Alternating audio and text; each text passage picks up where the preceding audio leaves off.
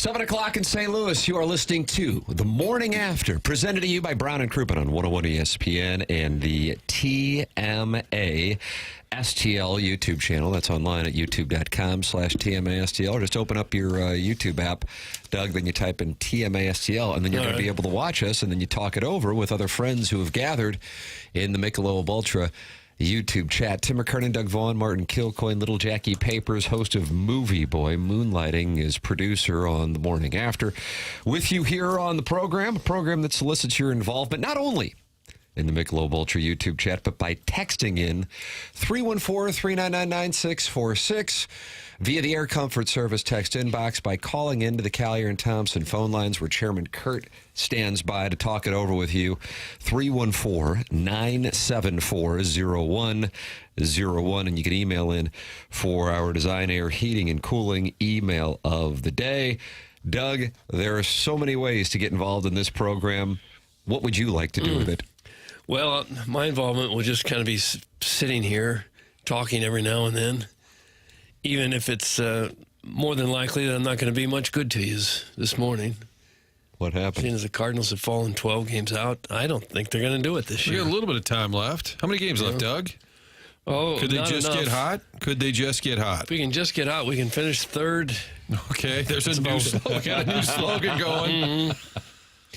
Only 6.5 out in the wild card, Daddy Likey. So that's a possibility, I suppose. But according to the Vaughn index, they're now a minus 12. And what does that mean? I don't even know what that means. How do you come up with that? Well, it's a very number? complicated set of data that I input, and it spits out this number. It's a new analytic device that a lot of clubs are using. How many games back are they in the division? I'd have to check on that. Okay, they're 12 back, Martin. Are they 12 back? Oh, wow. Look at the Vaughn index. It mirrors the standings. That Okay, so what are the Brewers' Vaughn index? The Brewers. This might catch them. This will take a little math. I hadn't done that. It's 67 and 44. Their home record's 36 and 20. How's he going to spin this, Tim? Plus 119 rough. They'd be a zero. Brewers are at 0. The Cardinals are 12, so I guess it's like golf. Minus you want a 12. lower score. Yeah. Oh, gosh. Lower your score, the better. Yeah. That's Vaughn Series index. record, Doug. For the season, the Cardinals' series record is 16, 17, and 3. So they're underwater. Yeah. Under 500. Well, let's lift your spirits with this. Jackson will give you a name in the text inbox if you do not have one today, tomorrow, Wednesday, Thursday, and Friday. Now, once Friday 11 a.m. rolls over, it's done. It's done really? until September. Okay. It's done until Missouri has taken on Central Arkansas and gotten ready for Rock Chalk Jayhawk. So you want to get a name in the Air Comfort Service text inbox, now is your time. Jackson, how would you recommend listeners go about doing it? Text on in to the Air Comfort Service text inbox, and, you can be polite. You can be kind of rude. Ultimately, I'll probably end up just doing it because it's easier than you constantly texting it in. So, I'll try my best. But just because you text it in doesn't mean you're just going to get it, Do the texters ever hurt your feelings? They used to. When did that change? Was that the balloon party era? Was that TMA? What do we have? I think eventually you just callous yourself into it all becoming noise, Once it's pretty constant, you realize it's never going away. So best case or your best plan forward is just learn how to deal with it. Doug, I would describe our relationship with a portion of the audience, and perhaps it's the most loyal listeners of the audience in a strange dynamic, is like being in an abusive relationship where your wife or boyfriend or gentleman caller, as you call them, just constantly tells you how wrong you are. Right. But and you just eventually can't quit you them. just go, what are you going to do? You find yourself soliciting John in a rest area. Oh, Tapping your toe. never come to that. That's what it leads to? A couple of hostile texts, and Doug's going to be at a truck stop? Yeah, With Warren a wide County. base. That's how it happens? Toe tapping. Oh. Toe tapping in Warren County. Who wants that text in? My wife marvels at the concept. She said, are you ever mid-thought and look down and you see something? Yes. Great Cardinal take. You look down, shut up, fat ass. Anyway, they're slugging better these days and they're pitching better these days, but moron, stop. Oh. I don't know what this means, but it says, tell Pestis to fix his damn highway. That's from Mason Wynn's oven mitt. Doug? Something wrong with 55 down there? I guess so. All right. You didn't get down there this weekend. I did not. Jackson went to the lake. Oh, did you really? Did you? But Did not you down announce, you 50 didn't announce miles. that. Yeah. I'm trying to put that under the radar? Announce it like where? Like in like On Friday sharing my time. little news. Friday sharing time. We always say on Friday, what do you got cooking? Like I have an email news blast that I send out to my An alert. An alert. my closest fans. I have a Like mailing Tom list. Brady, who's Yeah, doing a newsletter, yes. Mark. Who's he ripping today? In vogue, yeah. Tom Brady's become the text inbox. Some great athlete is going to get ripped to shreds by Tom Brady today. He didn't like their approach. Yeah, I was at the lake. All right. What was doing? Cigarette boat? Divorcees? Smoking menthols? How are we doing? Didn't enter the lake once, Oh, either why like not? with my body swimming or on the top boat. With my body swimming. Who wants that text inbox name? Well, I never would do that, but I didn't even get on Were the you boat. positioned near the water in your place of stay? Yeah, this was a golf-centric trip. Okay, Yeah, this was understood. pretty much all golf. Oh, Sweet Sweet Kai, huh? No, Sweet Sweet Kai's still up in Cape Way. He'll be coming back soon. Moving back? Yeah, for a little bit. Yeah. Did you fish a little bit? Fish? That's right. No. Oh, Look at this fella. Does he look like he's hooking a worm? I don't know. You'd Sitting bait a out there. hook, wouldn't you? Sure. It's what were you removing the doing down fish. Just playing golf, literally, like three. Where'd you play, baby? A course. How do I want to broach This is a this? straightforward The name answer. of the course. Played Porachima a couple times. Horashima. Oh, my. That It's is a really nice high spot, dollar. isn't it? It's very, yeah. So you were MICDS, Burroughs. I thought you were afraid to admit it because you played some goat track, and now here it is. You played that this. would never be the case. I would be so fast to say it. Okay, so because it was nice, you didn't want to share it. Now you're going to That's get the Ladue. Yep, here we go. How much is it to play there? I don't know. What do you mean you don't know? Were you treated? Well, even if I was paying for it myself, like I wouldn't just go announce like exactly how much I paid. How much does your What? car cost? Like you want to just like this is Well, I tell you, the dealership would tell you. A golf course will tell you what it costs to It does. play there. Yep. I'm Not a aware. secret. Were you there with buddies, or did you get Oatmeal? Did like lobbyists take you down to try and sway you on this Nice. show? It was lobbyists. Obvious, Yeah, I'm thinking about making a gubernatorial run. Oh, are you? Why is there a B when you have to say gubernatorial? No, gonna get no mad. good Goober. reason. There should not be. It's a V all the time, but then you have to Yeah. throw a B in there. I don't get that. Tim, I think we'll gubernatorial. notice like the dossier all of a sudden 8-2 will say, "Let's discuss school choice for kids." I'm like, wait a minute, Yep, you've been hanging with these lobbyists. Bought and paid for down at the Segment lake. 10-3. I think we should undo the state income tax. It looks like we have some breaking news here from the 314, not currently with a name, but that can change momentarily with a polite or even rude request to Jackson. From the 314, it was National Swingers Weekend at the lake. Is that what it was? I wonder, question mark. I did hear Jackson, about that. were you a bull for hire? I did hear that there So it was. truly was. Well, I just thought that happening? was kind of like pretty constant in that area. Like, you know, if it was Friday through Sunday, it was National Swingers Weekend. I don't think so. Well, that's what I don't know. But I did hear about that there was a lot of How do you lifestyle. hear about that? Tiger board? There were some people who were also staying in the same place that did go out on a boat, and they said there was a lot of that kind of activity going on, or at least perceived activity going on. Would you I don't know for sure. How can you be Perceived perceiving activity. it? Well, I think there was a lot of like identification that people were in. Well, like those loofahs? Yeah, I think there was a lot of Did you ever loofah see a loofah on a boat? displays. Like people loofering their stretch marks.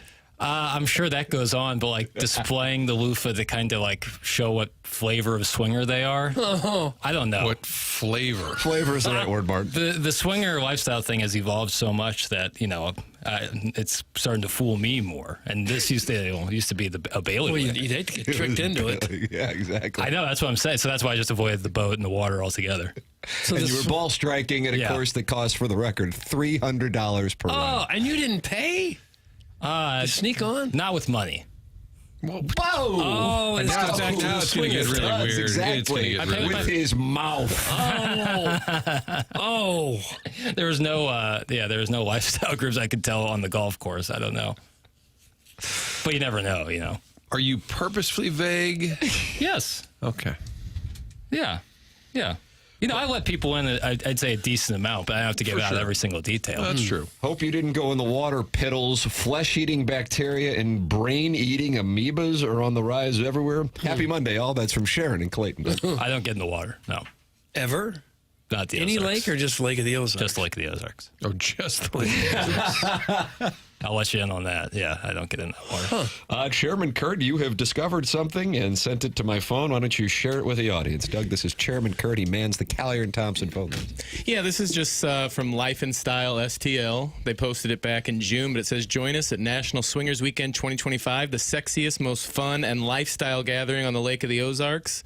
July 29th through August 2nd, immerse yourself in a verified, open-minded community of swingers for 5 days of poolside parties, theme nights, and non-stop adventure. Where was this? Wow. At the Ozarks. I know, Lake of the but where? Ozarks. It's a big When lake. I think open-minded, that's where I think. Doug wants to know the mile marker. Steam was it one of nights. the resorts or something, or just everywhere? Doug?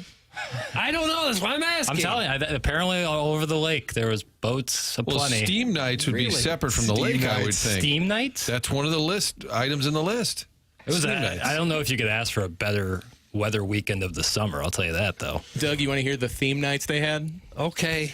They had pole play, Oh, glow back in time. Ooh, probably Glowworm is probably playing I something like hope, that. yeah. Yeah, Ooh, most I like brothers. this one, Lustland. no. Nice. I'm gonna not tell you the fourth one. Boy, and then- if Kurt is afraid to say it, I'm afraid to read it. No, but you learn a lesson the hard way. And Sure. then Miami Vice. Miami Vice. Okay. That one's for Doug. Yeah, did you go down for that? I didn't. Anyone check on where Iggy was this weekend? May I join you? No. There you go, right there. That was No. Jackson's room this past weekend. Oh. I'm going to go down and I'm going to play for $300 a round, but alas, it happens to be the same weekend as, what was this? Swinger National. National. National. So all the best and brightest from around the country Gosh. arrived at the Lake of the Ozarks. And it's just everywhere. It's not just like one resort, but everywhere. I guess. I don't know. We're in the water every day at the lake. That's from Griff, too. Hey, everyone is allowed to do what they want. You know, you want to get in that water, go ahead. Well, Not let's gonna bother me. workshop this a little bit. Jackson just happens to go to the lake, and it just happens to be the weekend. The swingers thing is happening. Nice. Kind of like the trade deadline passes, nothing doing. Arenado's on the injured list the next day. Wow. It's just You random. feel like these are both two separate things. phenomena. But I'm saying, wow, those are unbelievable circumstances, how that happened. So, Martin, are you providing a master's thesis on these developments? No, just throwing it out there. Just fodder. Don't really want to do a thesis on it. Over-under on Nolan Arenado at bats between now and the end of the season, Doug, 0.5. Oh, you think they're going to shut him down for the year? No, I think it's possible. I'll go over. Doug's going over. All you need is one at bat. Yeah. What a bat. Yeah. And I know where we're coming from here. Just kind of shut her down. He'll be in Huntington Beach. Well, he's probably there right I now. would imagine he played just as many rounds of golf that Jackson did over the weekend at Torrey Pines.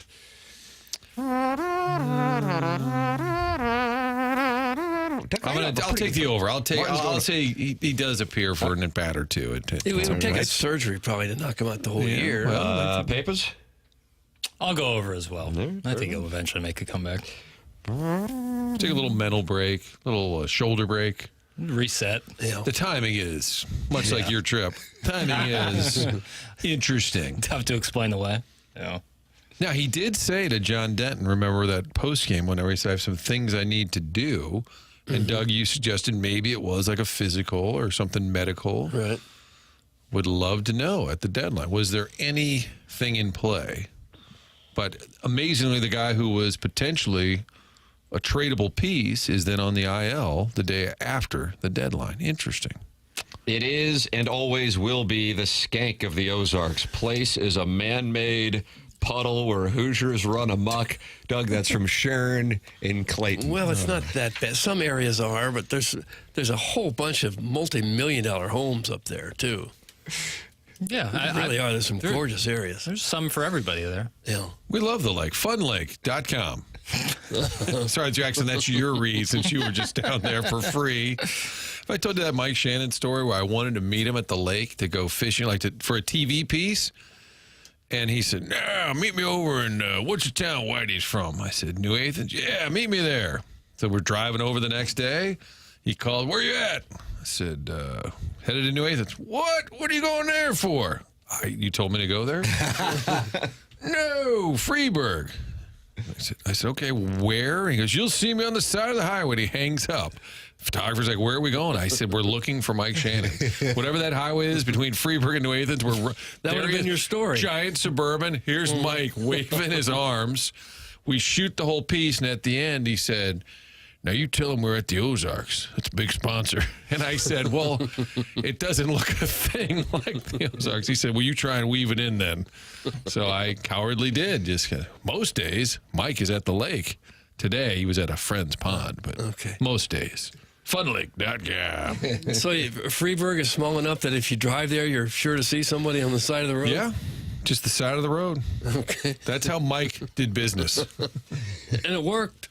It worked damn well. It worked for him. Sharon Clayton has issued a response to, I don't know who said something about money at the lake. Just because you have money does not mean you are not a Hoosier. Hoosierdom is not restricted to a tax bracket. Sharon and Clayton showing why she is the superstar, the Real Housewives of TMA, debuting following Sunday Night Football on NBC coming up here in a month. So you are automatically a Hoosier if you go to the Lake of the Ozarks? That makes you one?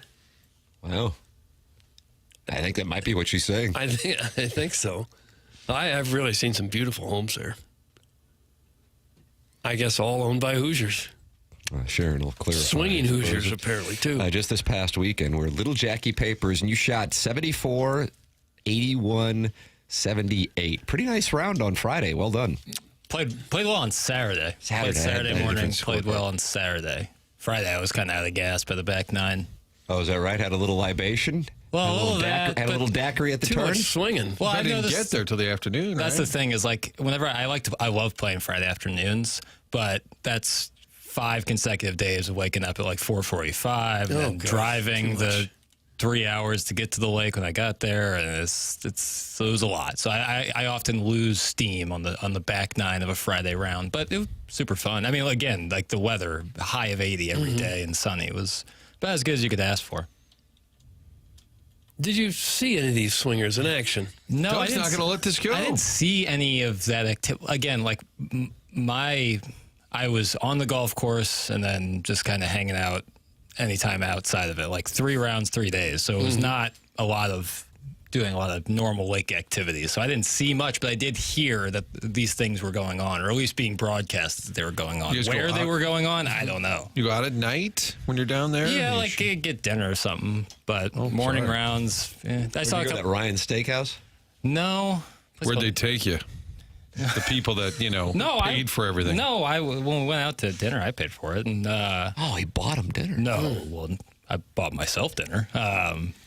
Little taco place there on the strip. Pretty good spot. Taco Bell. Okay. No, not Taco Bell. Although I'm sure there's plenty of that going on there. I just envision all these swingers running around, laughing, have a beer in their hand, maybe a swimming inner tube around their waist. Yeah. Just constantly swinging. I would assume we're looking for new recruits, prospects. New recruits. Yeah. How much did the golf cost? That's from Joey Vitale's What does orange it cost to play there? Well, You said no matter 300? anything I'm going to say is going to get crapped on. Whatever the truth is, the truth will set you free. I don't know. It was. You don't know how much Were it you with costs? It was on family? the arm. Were you with family? No. Okay. That was with one of my Just friends. a bunch of wealthy 20-somethings. You wouldn't go swinging with your family. God, I hope not. God, I hope not. But, Doug, we want to be clear. This program doesn't kink shame. Well, so I if do. somebody did this weekend, we support them in their adventures. I don't know. I'd run into some not only moral questions. The only legal. lake Sharon is around is that urine-filled body of water, a.k.a. Brentwood. She's easy to spot. She has the wrinkled Iggy smoker skin and a raspy voice posted up next to a bottle of Country Club vodka and cranberry juice. Doug, that's the Warson Woods wacko who's had just about enough of Sharon Clayton. That is not a good description of her at all. I was driving in listening to Movie Boy, Martin, with Ken Iggy Strode joining Thanks. Jackson reviewing Happy Gilmore 2. Thank you. Yeah, it was a lot of I'm a fun. Movie Boy Lemming. Thank you. Yeah, talked it over with Iggy. Talked it over with Marshy Marsh and the Playful Posse. That was a long episode. 2 hours and 15 minutes. Oof. It's as long as the movie. Yeah, it's telling me. I keep hearing the movie's horrible. Happy Gilmore too. Yeah. You got to listen to find out. It's harmless. Well, I've never been injured by a movie before. That's a different grade altogether. Good or bad? Harmless. All right, it's not worth of like eviscerating it. You know, it's just kind of goofy. Because you know going in Right. what you're going to get. Low expectations, and maybe I'm being too easy on it, but it's fine. 2 hour plus. Now, I started episode 1 on mid Working episode through it? 1 on Yeah. Fanboy. Well, you're also going through your TMA rewatch. You're Right. binging it. Season 12, I Season believe. 12, yeah. Yeah, good season. Was it? Well, that's when it advanced, I'm sure. Did anybody get up and go to the bathroom during the 2 hour pod? Because it happened with Bill Murray on Joe Rogan. It went so long, 2 times he got up to go to the bathroom. It's not like I'm like hitting record and then 2 hours and 15 minutes later it's wrapped up. It's pretty segmented. Start, stop? It's pretty segmented. Oh, wow. So, and I timestamp it so you can jump around if you don't want to listen to certain aspects of it. Okay. Big success, though, it sounds like. Yeah, movie boy. That's I'm a movie boy lemming. getting some traction. Just to keep plugging away. You know, got a vision here. Got a What's the vision? What is the vision? Doing it big. You know, A national taking it all the podcast way, that everyone- taking it all the way home, baby. Doing it big, taking it all the way home. National Hollywood- Swingers Weekend to the big time. Did Hollywood producers pay for your weekend? Are you getting groomed by big theater? No, but you know, if Universal Pictures or something wanted to finance my life, I wouldn't be opposed You got to to get it. on the junkets. That's what got to get you on the junkets. The junkets now are all on Zoom, though. Oh, it's like for is that right? it's like waiting in a Zoom waiting room for 48 total minutes, so you can have 6 minutes with Nicole Kidman. You know, for her 8th project of the year. I don't think it's the same. That It's like sucks. flying out to LA and you know getting to sit there and find out. And you can hear them in the Poster. background. All right, St. Louis is next. And they go, okay. Yeah. Hey, how you doing? Yeah, it's an amazing project. And I've always... Nashville is next. Yeah, it's- Hey, how are you? Yeah, it's just a really amazing project. Just boom, rinse, repeat. Yeah, That's... I think that's more or less. If you're a hater of Happy Gilmore 2, you're just a hater who simply doesn't like liking things. Doug, that's from the Caddyshack hack. Oh, okay. I think it's a little too broad of a statement. And you didn't hate on it. No, I didn't try to. There's a lot of things to like hate on in this world, and Happy Gilmore 2 isn't one of them to me. The guys had the pleasure of flying out of Hooterville Regional this morning. The line at Shake Shack at 6:30 looked like the autograph line at the winter warm-up. Probably a lot of overlap there, too. Thanks. That's Al in Dadeville, Doug, and he's getting ready for the Georgia Bulldogs. Do you want a big cheeseburger and fries at 5:30 I in the think morning? if they're crinkle cut, yes. Oh, The thing is, like, gosh. you're going to eat that and then sit and not move for 3 to 4 hours. Oh, we're flying to the West Coast. Or, yeah, or more likely Chicago to make your connection to wherever else you're going. But that's like that's a lot of sitting after. Like, it's not like you're like able to work that off. But you allow it to warm up by having it stored, and then when you reach cruising altitude, you reward yourself. It's vile. It's so gross. Doug, it's vile. You're going to let a burger sit there for an hour, lettuce and tomatoes soaking into the bun. They don't really seem to have a lot of breakfast-specific places at airports. Starbucks. Do they? Starbucks. But that feels like just coffee. What's that cinnamon roll place that's good for you? Oh, Cinnabon, Cinnabon. yeah. Oh, yeah. That's good for you? Oh, yes. That's what we need next is a standalone Cinnabon. Go with our pretzel. Downtown. pretzel Wouldn't you joint. think an IHOP sort of restaurant might work at an airport? So many people there early in the morning. Yeah, you can serve breakfast all day. Yeah. Caddyshack hack can go pound sand. Happy Gilmore 2 was literally the live golf of movies. Atrocious in every way. I would have rather bonged bleach for 2 hours than watch that abomination, Doug. That's from a little boy out in the parking lot on the trike. His name is Little Tommy Tribbins. Okay. He didn't like it. He didn't care for it. You have to listen to Movie Boy to find out what it really is all okay. about. Yeah. Hey, Al in Dadeville, don't be ashamed of eating a couple burgers in the morning. You ought to own it. That's from the 636. And 636, you can get your name changed in the Air Comfort Service text box by just saying, hey, Jackson, could I please have this name? And then Papers will just go in there and he'll do it. And then he sends you a little confirmation message, too, I've noticed. I try to, so Yeah. that people stop asking, did my name get saved? Hey, that reminds me, since I'm giving out money for Email of the Day this month, I owe the self-made stay-at-home Ledoux mom money, but I don't have her Venmo. Did you collect that? She won on. I did not collect that, but self-made stay-at-home will do. Mom can send that information into the same email $50 in the Venmo. the morning after at Inside STL. Good way to find out more about her. Thank you, Martin. her. Yeah, just go ahead and send it to my brother, Bill Smith. It's like, wait a minute, I thought you were the stay-at-home. Should probably send that this QR code for embroidery or what's it called? She's in a monogramming business. Embroidered belts or whatever. Little Tommy Tribbins can go drink Coldwater Creek. Happy Gilmore is the greatest. That's from the 636. Boy, there's a war over Happy Gilmore, too. Who knew? That's why Movie Boy taps into the cultural zeitgeist. And he wants him to sip on radiation-infested Coldwater Creek water? That's correct. That's exactly what's going on. Harrison's brother, Master Jackson, has been sending in a request to change his name, and you will not do it under any circumstance. No shot. No. So Harrison's Especially brother, not for Master, you that. can keep sending it in, but I can tell you Jackson will not be changing your name. Yeah, I go ahead. promise you that. Keep texting in and interact with the program at 314-399-9646. You got the Michelob Ultra YouTube chat as well. Plus, you can communicate by calling in the Callier and Thompson phone lines. Doug Barge Guy and Pestis are on hold. So it's a little something different this Monday morning. This is TMA 101 ESPN.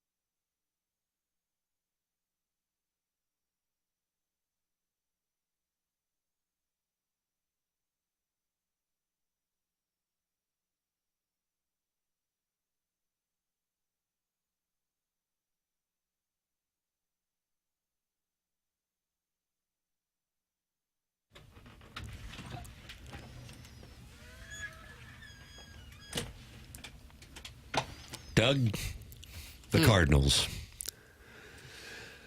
Well, it's almost over.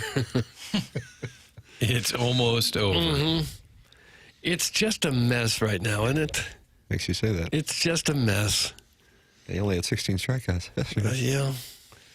Fight. It's hard to watch. I still, force of habit, Well. still sit down and start to watch every game.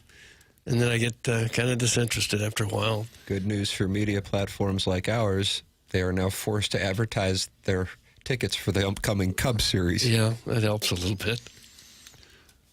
5-11 since the pick me up. All-Star break, Doug. Do you think they pitch well or hit well? Which? Well, I don't think they do either very well. ERA 20th in the major leagues. Yeah. Slugging percentage 22nd in the major leagues. Home runs 23rd. And I think the reality is this is your team next year.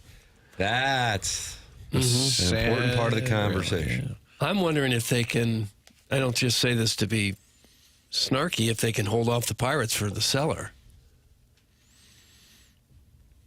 Well, there's I know a it's not a goal. real exciting thing to think about, but they're, 7.5 ahead of the Pirates?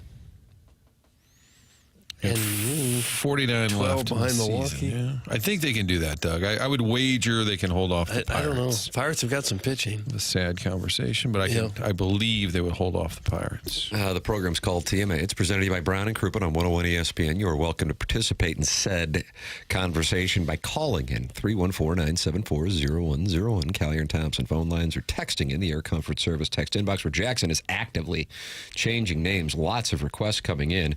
I just saw it. You got it, Jack B. That's how he responds. When he changes a name, it's you got it, dash Jack B. So you don't have a name saved in the Air Comfort Service text inbox?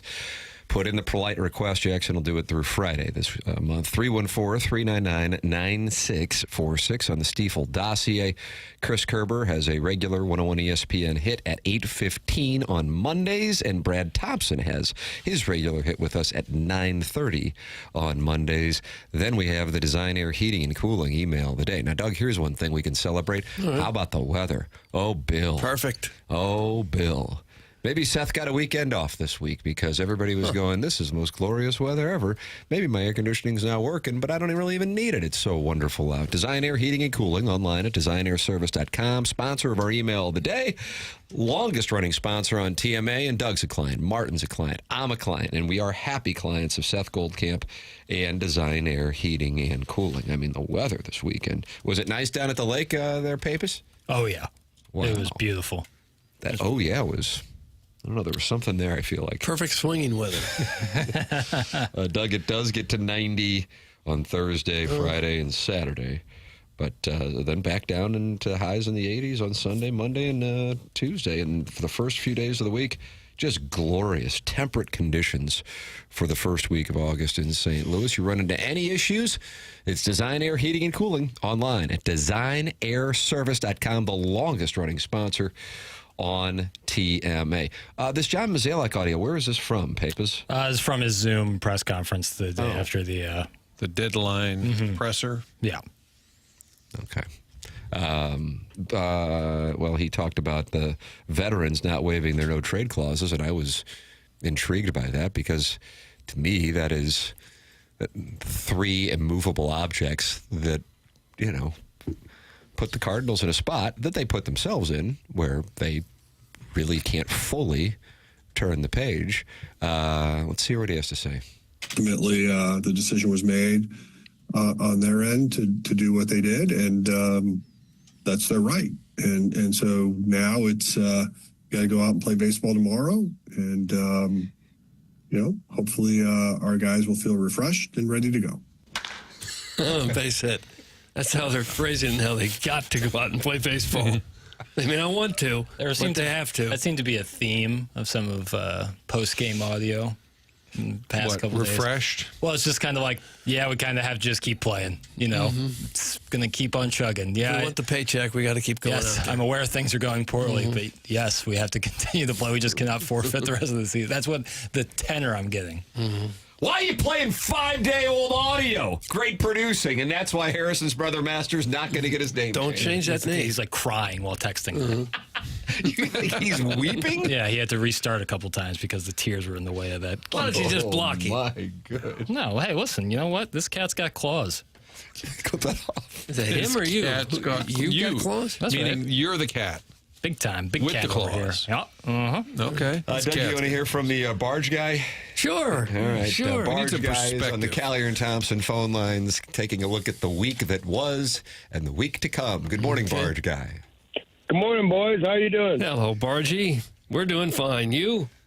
I'm doing amazing. Amazing. Absolutely amazing. So I'm going to break out some news for y'all. All right. All right? So you can still call me. They call me Barge Guy. And Doug, you call me Bargy. I love it. As of tomorrow, I run the St. Louis fleet. I'm now the manager of the barges. Oh, congratulations. Doug, Barge you listen to this manager. program and you watch your career ascend. I got a little promotion, huh? Yes, it is a huge promotion. I don't know if I remember telling you all, but I ran restaurants for 30 years before I went out there and was a grunt. and I spent 2 years. And you know what's funny? All right, don't laugh. Well, you're going to laugh. But no one has said anything since I've been calling in. So I don't think anyone on the river really will listen to your show. Oh, no. Doug. Well, I hope they're busy over there. I know. It's funny. It really is. But I think I am putting out some breaking news that I now run the St. Louis fleet as the manager, and I'm now I don't have to work overnights anymore or anything. Oh, no. So Oh, fantastic. Well, out on the Congratulations. barges. I just have to run everything. How many barges are there? You say you run the whole fleet. How many?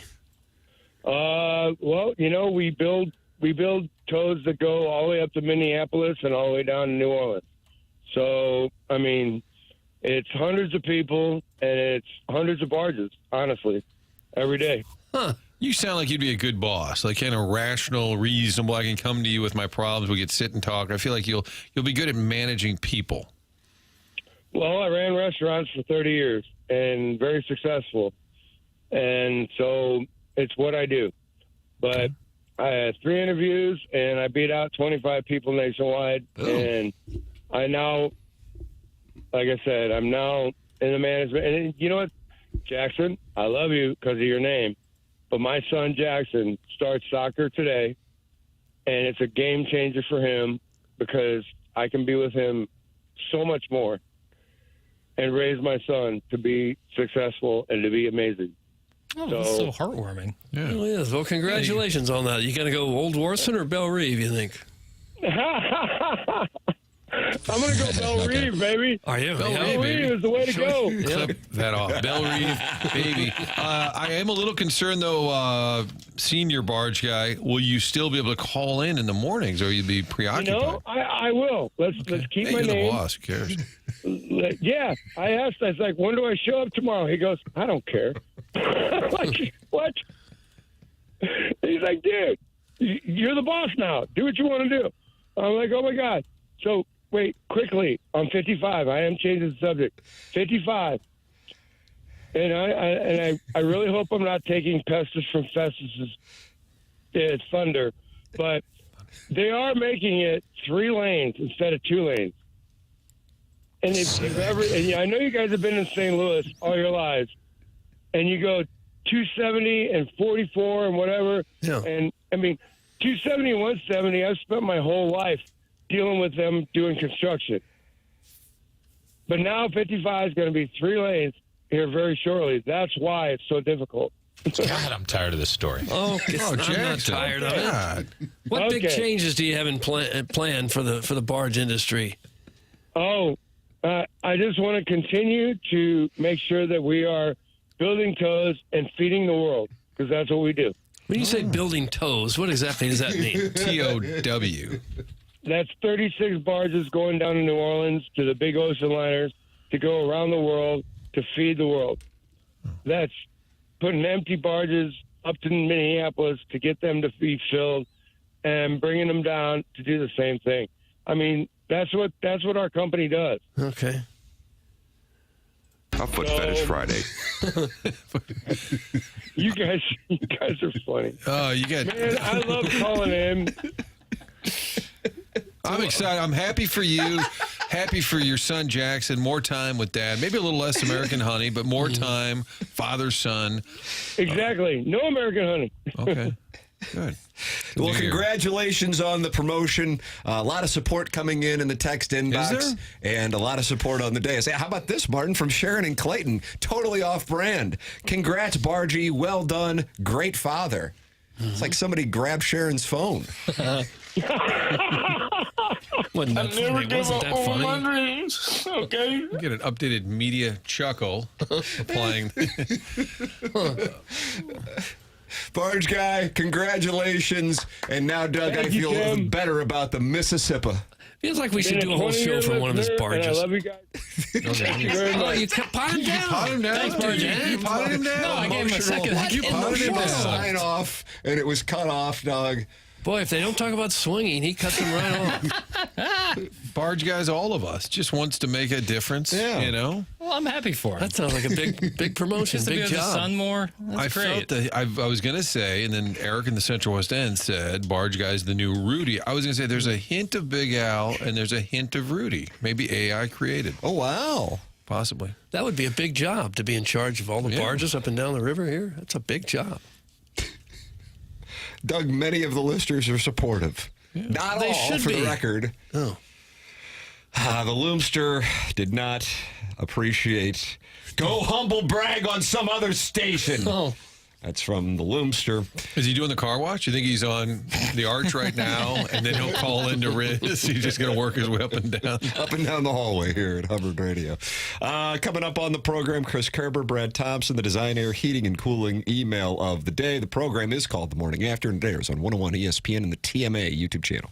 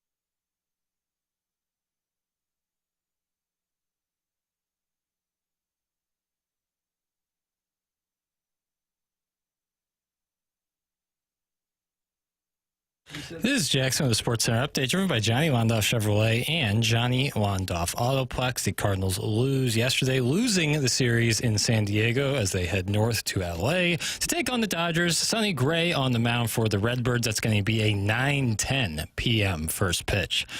That was another Sports Center update, driven by Johnny Londoff Chevrolet and Johnny Londoff Autoplex. See them at londoff.com. Chevy, together we drive. Are you kidding me?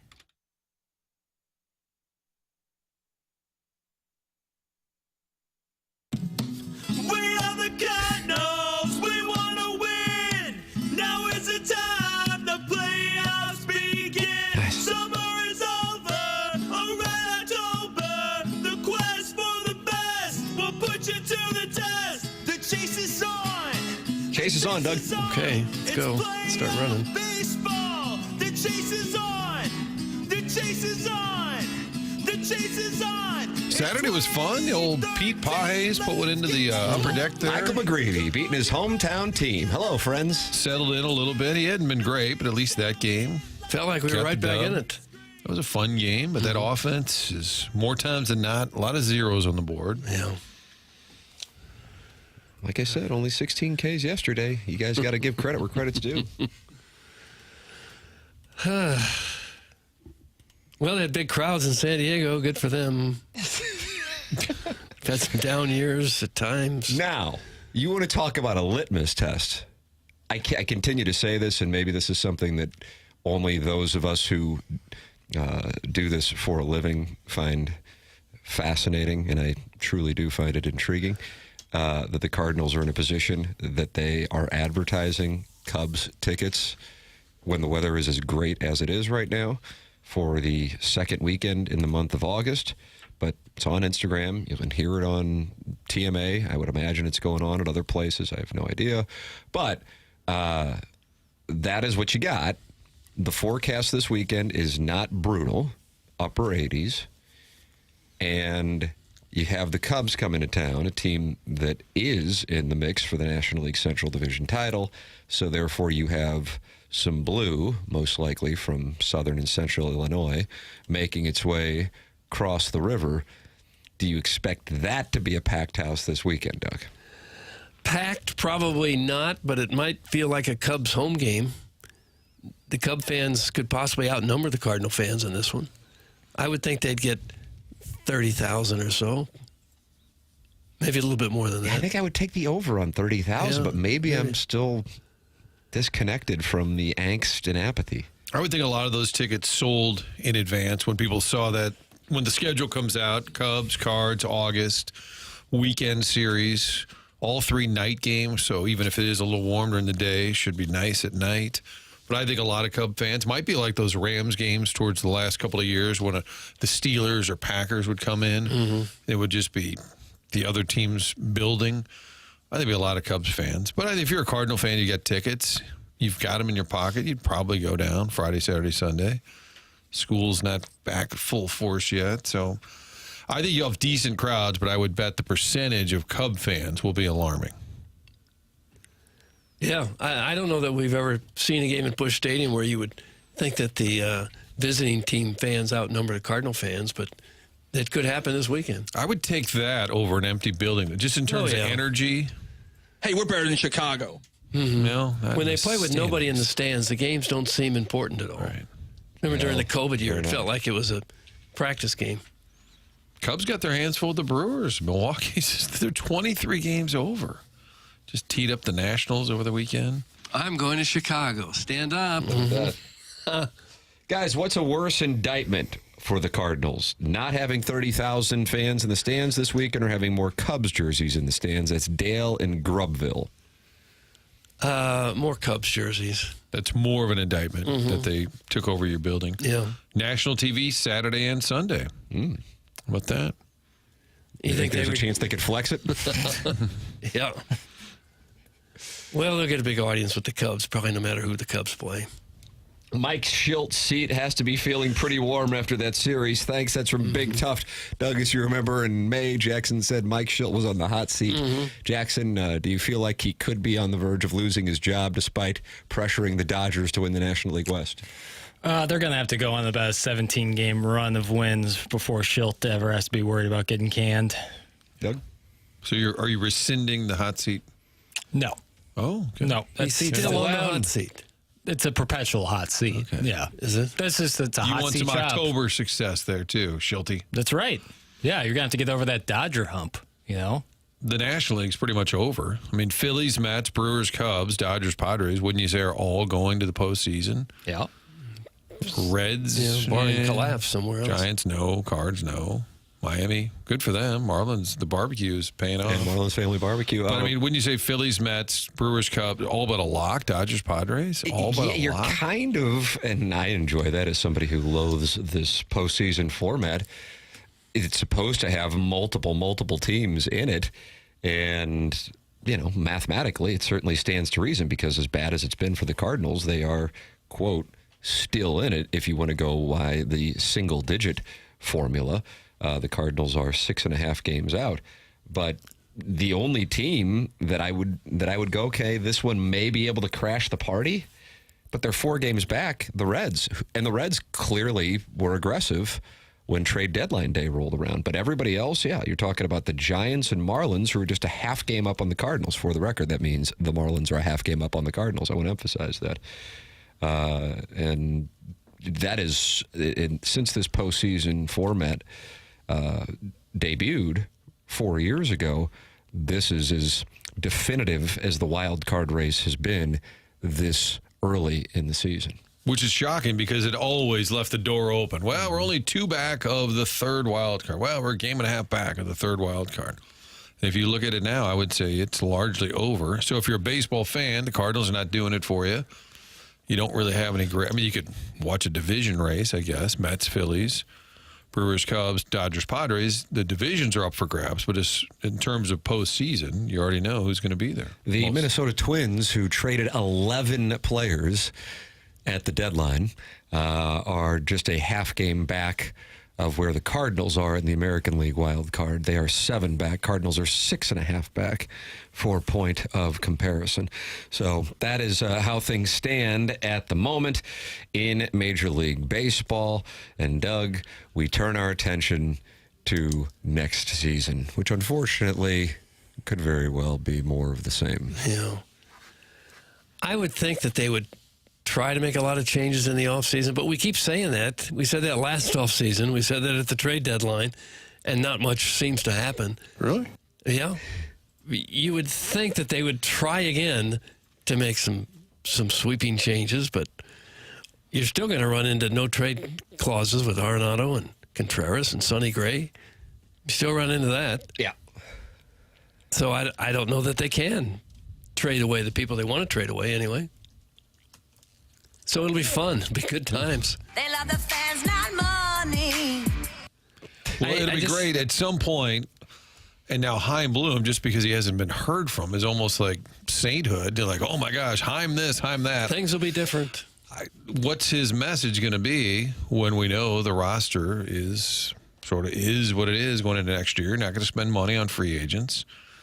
What is the plan? He's going to have to lay it out. Remember when Luno got to Houston and he said, this is a 5-year plan. And I thought, that's the smartest thing ever. Like telling the fan, I'm going to need 5 years here. He didn't say 2 or 3. This is a 5-year makeover.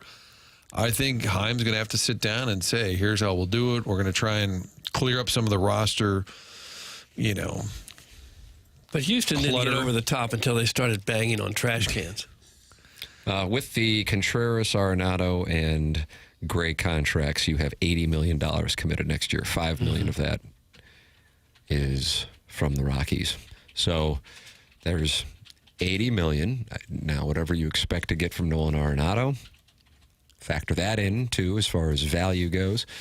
And then you have Gray and Contreras. And they're all going to be, I think, 35 or older. That's right. Well, that's not great. Contreras is not 35 next year. So there you go. So that's why just unloading them would have had great value. But if they don't want to go anywhere, then what can you do? I also think Arenado would have gone. I think they're just kind of covering for that, in my opinion. I also think at this point, I would think more likely than not, Ali Marmol remains because you could make a big change and say, I'm the new GM, I'm the new president, I'm going to bring in my guy, but if you don't realistically think you're going to contend, who are you bringing in that you think is going to change the entire landscape of the team? I think more, I could be way off on that, but I think it is Heim's call at this point. I think he would just say status quo for one more year as we try and further clear up the roster confusion. Or I'm starting to think that Marmol will be back. Almost not for sure, but I'm leaning that way. I was BSing with some people over the weekend about that exact topic, and so I think there may be in the fan base mindset, and I understand it.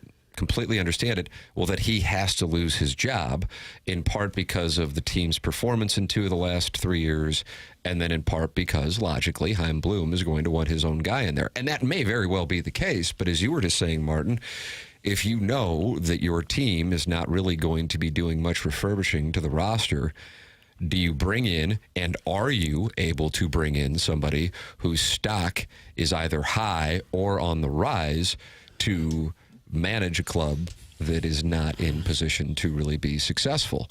So then you have to weigh that if you're Chaim Bloom in the organization. I want my own guy, or if I bring my own guy in, am I setting him up for failure by his introduction to the fan base being a disappointment? And at the same time, you have to worry about can they financially handle another season with nobody in the stadium? Are they willing to deal with that? By not making any moves, you're kind of guaranteeing that the fan base is not going to be terribly impressed and probably not ready to open the wallet to buy season tickets or show up in large numbers. But if you go and hire the bench coach of the Mariners, who's an up-and-coming manager, I don't think that'll affect ticket sales in any way. Francona, what Tim's point is, you're going to get a big name to come in. They're going to want to be in a position to win. Bruce Bochy goes to Texas because they spend money. Francona takes the Reds job in part because he thinks they're ready to turn the corner with the talent that they have. I don't think you're going to get a, quote, big name. Cardinals' job is still a great job, but knowing that the team's probably not anything different next year than it was this year, I think that's a tough sell. So I have a feeling next year's status quo, and then you're right, Doug, how much does that change the turnstile if it's pretty much the same thing? We'll find out if it's just as simple as Mo being gone, and a lot of people said they're protesting until he's gone. Well, I mean, that's not exactly a marketing campaign. Hey, Mo's gone. Come on back. Yeah. But maybe some folks will, with new leadership, give it a chance.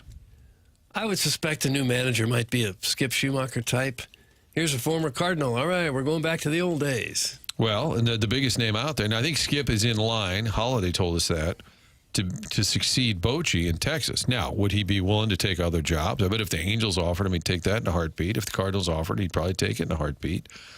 I think the biggest name out there at some point is Albert Pujols, who's managing right now, wants to be a big league manager. And if I'm the DeWitts and I'm looking around, we got no buzz. People are down on us. You have to kind of gauge the market and say, well, when is he going to be, if not hired here, somewhere else? Imagine Albert Pujols gets the job in Cleveland or Minnesota or wherever at some point. So I think that's the one you have to factor in. When is he big league ready? Because that's one that would move the needle for sure. Maybe as a player manager. He can even pitch. But don't you think as a manager, even like with his competitiveness and people love nostalgia, I'm not even digging in. I mean, I think he'd be good at it. Oh, people would love it. People would absolutely love it if he was the manager. Sure they would. So that to me, that's the biggest name out there. Now, Chaim might say, hey, there's a guy in Pawtucket who's really good at managing a game. Okay, but that's not bench coach. Yeah, he's but probably that's a good baseball man. That's not going to help you in terms of selling tickets. No, it isn't. But Pujols would. That's the name, and I think you have to build around that. And he's really good friends with Ollie, so it's probably a little awkward. But if they had a horrible season under Pujols, people would cut him some slack on that. For sure. It's not like the team's a manager away from being in contention. Correct. That's from MD 2020 in the Michelob Ultra YouTube channel. That's what we're saying. I think what you're saying is looking for more PR moves that would get people. Well, no, I'm saying they're not ready to win, so why bring in anybody new? But you have to keep an eye on the Pujols situation, who wants to be a big league manager. You can't let him be the Marlins' next manager. And Clayton McCullough's doing a great job. Bad example. Whatever. Name any team that would say, hey, we'll give him a shot. Hell yeah. Angels might be. So I think that's one you have to kind of factor in. I would have like an offline conversation with him. How soon are you wanting to do this? Now, it's awkward because if he tells Ollie, they called me, it's a little awkward. Yeah. But that's the name I think you got to keep an eye on if you're trying to really not only revamp how you do things, but also sell some tickets. Mm-hmm. But I think at this point, Ollie would be my guess. Yeah, you got to bet. You're saying he's back. I think he's back. I think That's he's my back, guess. too. It's not like I'm jumping up and down about it, but if I had to make a pick, that's where I would go.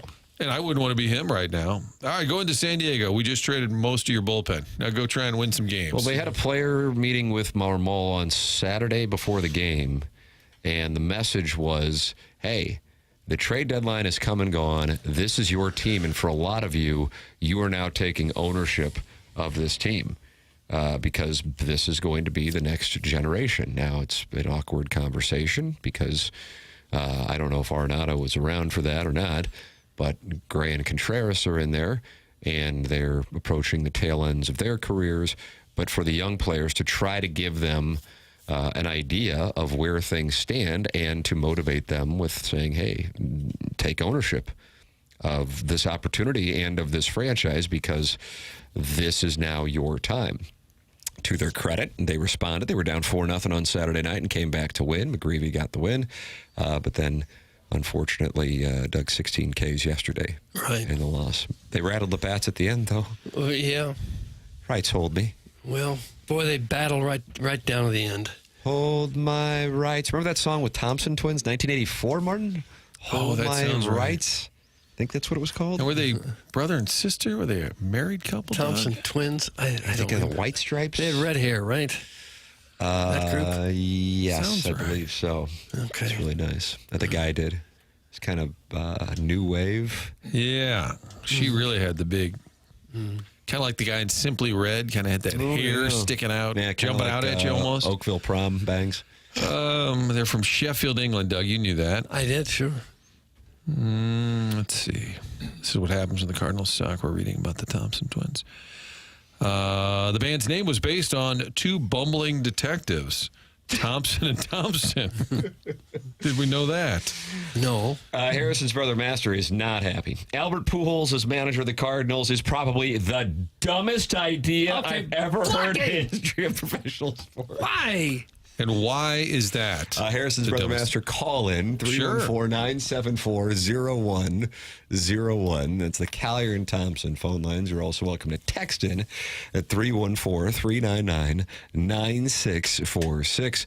Air Comfort Service, sponsor of the text inbox. That is another way to get involved in the program. And then you got that Michelob Ultra YouTube chat where, why, Doug, look, 215 friends have gathered this morning. They're watching the show and they're talking it over, like the TMA remote lamps, talking to John Cusick, who's talking to MD 2020, who's talking to Legend of Como, who's talking to Jake and St. Jen. They're all in there. A lot of chirping. There's a lot of chirping in there. Pujols as manager is not a crazy idea. The Cardinals made Stan Musial the general manager shortly after he retired. Jonathan Winters was on the Rams board when they were He here. certainly was. He most certainly was. Do you think Albert knows the game? Do you think he would take it serious? He's shown you right now he wants to. I don't know why he wants to do it with all the money he's made. This is his thing. He got offended when I said to him on a Top Golf, people are surprised that you want to do it. He goes, why are they surprised? I was like, because you don't really need to do this. He's serious about it. Do you think he'd be? I think he would be good. I wouldn't necessarily want to deal with him on a regular basis. I think he could be tough from a media standpoint. Could be. I'm not carrying water other than I think he'd be good at it. Certainly knows the game. I'm pretty sure he knows the game. He's paying his dues at this point. And if you're the Cardinals and you need, it's not just nostalgia. It's not just name a former Cardinal that's sitting at home. All right, we'll make him the manager. This is a guy who's trying to show that he can do it. He would have instant respect for sure. Yeah, so if Harrison's brother would like to, why is it the dumbest move? Tell me Harrison's why. brother Master, we're gonna move you ahead of Pestis. 314-974-0101. Doug, when thinking about a substantial move, large contract, and in this case the intangible, the abstract that is history and legacy, sure, it's wonderful to talk about the entry, but it's also important to talk about the exit. So if it does not work out and you have the second most legendary player to ever wear the birds on the bat, or in some people's minds, perhaps the first most legendary player to ever wear the birds on the bat. How do you handle that if you're the organization that may want to part ways? It's like putting together a prenup right after you get engaged. Well, I said that going into 2022 when they brought him back. What if he's no good? Are you going to And I think they were considering releasing him in June before he went home. And I think he was open to it. But apparently Mo and Ollie did talk to him like, hey, if it doesn't go well, we got to be honest about it, and it's not going well, we got to. And he said, I get it.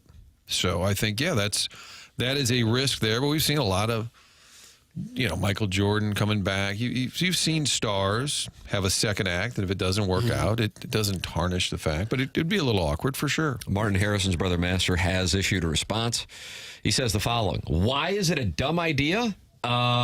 Probably because the team is terrible and in a transition, and hiring a guy who retired 2 years ago with zero experience would be idiotic. Okay, Some Harrison's brother Master. He doesn't have zero experience. Took the Dominican team to the Caribbean World Series. He's doing it again. He's going to coach their World Baseball Classic. He has been doing it. I would also say a guy who played 20-plus years in the big leagues at a high level, saying he has zero experience alone, I would say would be wrong, but he's also currently managing. He's doing it. Their last three managers have had no major league experience. Last three they hired. There haven't been a whole lot of superstar Hall of Fame caliber players who made great managers. Ted Williams was so-so. Frank Robinson had a pretty good run. They never let Babe Ruth manage. Yogi had a pretty good run. But most of them haven't been great. Right, and I didn't say this is for. I didn't say this is for next year, because we all know next year's team is going nowhere. But I said at some point you have to be aware. If Albert pops up, if you're a Cardinal fan, do you want to see Albert Pujols managing the Twins or the Rockies or the Diamondbacks or wherever? No. So I'm saying at some point they have to be aware of that when they start thinking about managers for the future. It's very much in play. Harrison, terrible take. Just absolutely terrible Block take. him. Don't need to block him. Just a terrible take. It's exactly my point, Doug. And how do those managers with zero experience turn out? That's Harrison's brother Master. Doesn't He has to have it have blocked. zero experience. He Move does. on. Find something else to bitch about. It's not the lack of experience. I think sometimes it's perhaps frustration that these guys, where the game came easy to them, and it's not so easy for them to deal with guys who hit 220 now. The Michael Jordan failure is owner theory is what you're introducing. Could be. That's what Charles Barkley says about Jordan, and which pissed off Jordan and caused their relationship to fracture, is that he's so good and was so good as a player that he couldn't understand how guys couldn't do what he did so easily. Mm-hmm. I'm sure that's the factor, yeah. Ted Williams said that was a factor for him. What do you mean you can't hit 400? There's the ball, hit it. And to be clear, the Cardinal organization right now has a million problems, and most of it's talent related. And it doesn't look like it's going to get better anytime soon. Hiring Albert Pujols doesn't change that. I'm saying at some point when you're thinking about a new manager, it wouldn't hurt to bring the guy in who would also help you from a marketing standpoint. But also on top of that, he's paying his dues. People would get really excited if he was the manager. People would come to the game to see Albert. For a year or two, anyway. But that's not the only reason you would do it. You would do it because he's committed to it, and he's serious about it, and he probably, I don't know, probably be decent at it. He's a smart guy. Matheny was doing AM radio, working with Tim. Sassy Cassie live reads. And all of a sudden, he's the manager of the Cardinals. Yep. So this is... Look what happened to Barge Guy. Look what happened to Mike Matheny. Thank you. Doug, this show launches careers into a stratosphere. Yeah, so if Albert would just start calling in while drinking American honey, he'll be the next manager. That's what you're telling me. He'd have great rapport with the Latin players, obviously, which is a big deal now. With commands a ton of respect. 50%. Yeah. You saw what happened when he participated in the home run derby. They gathered around him like he was a second coming. Like he was, the players revere Albert Pujols like no one's business. We have a Sharon and Clayton, Harrison's brother Master alliance forming. Preach, Master. She calls him master. I don't get how. Come on, Sheriff. DM manager is not the same as MLB. Good Lord. We've seen this idea fail multiple times. You guys are sometimes as snookered as the red glasses wearing B-fib with this nostalgic crap. I'm with Sharon Martin. Clayton. I'm with Martin. This is the greatest right-handed hitter in modern history, and he might want to manage the team where he played his best years and how much respect he would command not only from the players but the fans. I think this would be a quality move. To say it's stupid or crazy just because he doesn't have a Major League Baseball manager experience, I think is crazy. Right. Would there be throw some that risk out. involved? Sure. And to Tim's point, legacy, altering, maybe you have to have that conversation as well. That's fine. Let him go manage the Twins, the Rockies, Right. the Diamondbacks, the Angels. Move on. Right, and I'll be saving receipts if that is to happen. Thank you. No, you don't have to save receipts. Oh, I'll be saving receipts. Every manager has to get a first job at some point. Right. This is the guy who played, he played 18, 20 years in a game, knows everybody, knows Would how you to rather get have it a done. first-time manager who barely played in Major League Baseball or has 700 home runs, 2 World Series, a couple MVPs? It's insanity. Chris Kerber is going to join us because Harrison's brother Master says the Blues should have made Brett Hull their head coach. Little Douglas different. Harrison's brother Master is No loaded comp. there. Not a comp. Move on. Why don't we just block him? Nope. Let's block him. Find something else to bitch about. Jesus. Oh, he's kind of got under your skin, hasn't he? Chris Kerber will give us his thoughts on whether Brett Hull would make a good head coach. Chris Kerber is next year on the program. It's 101 ESPN.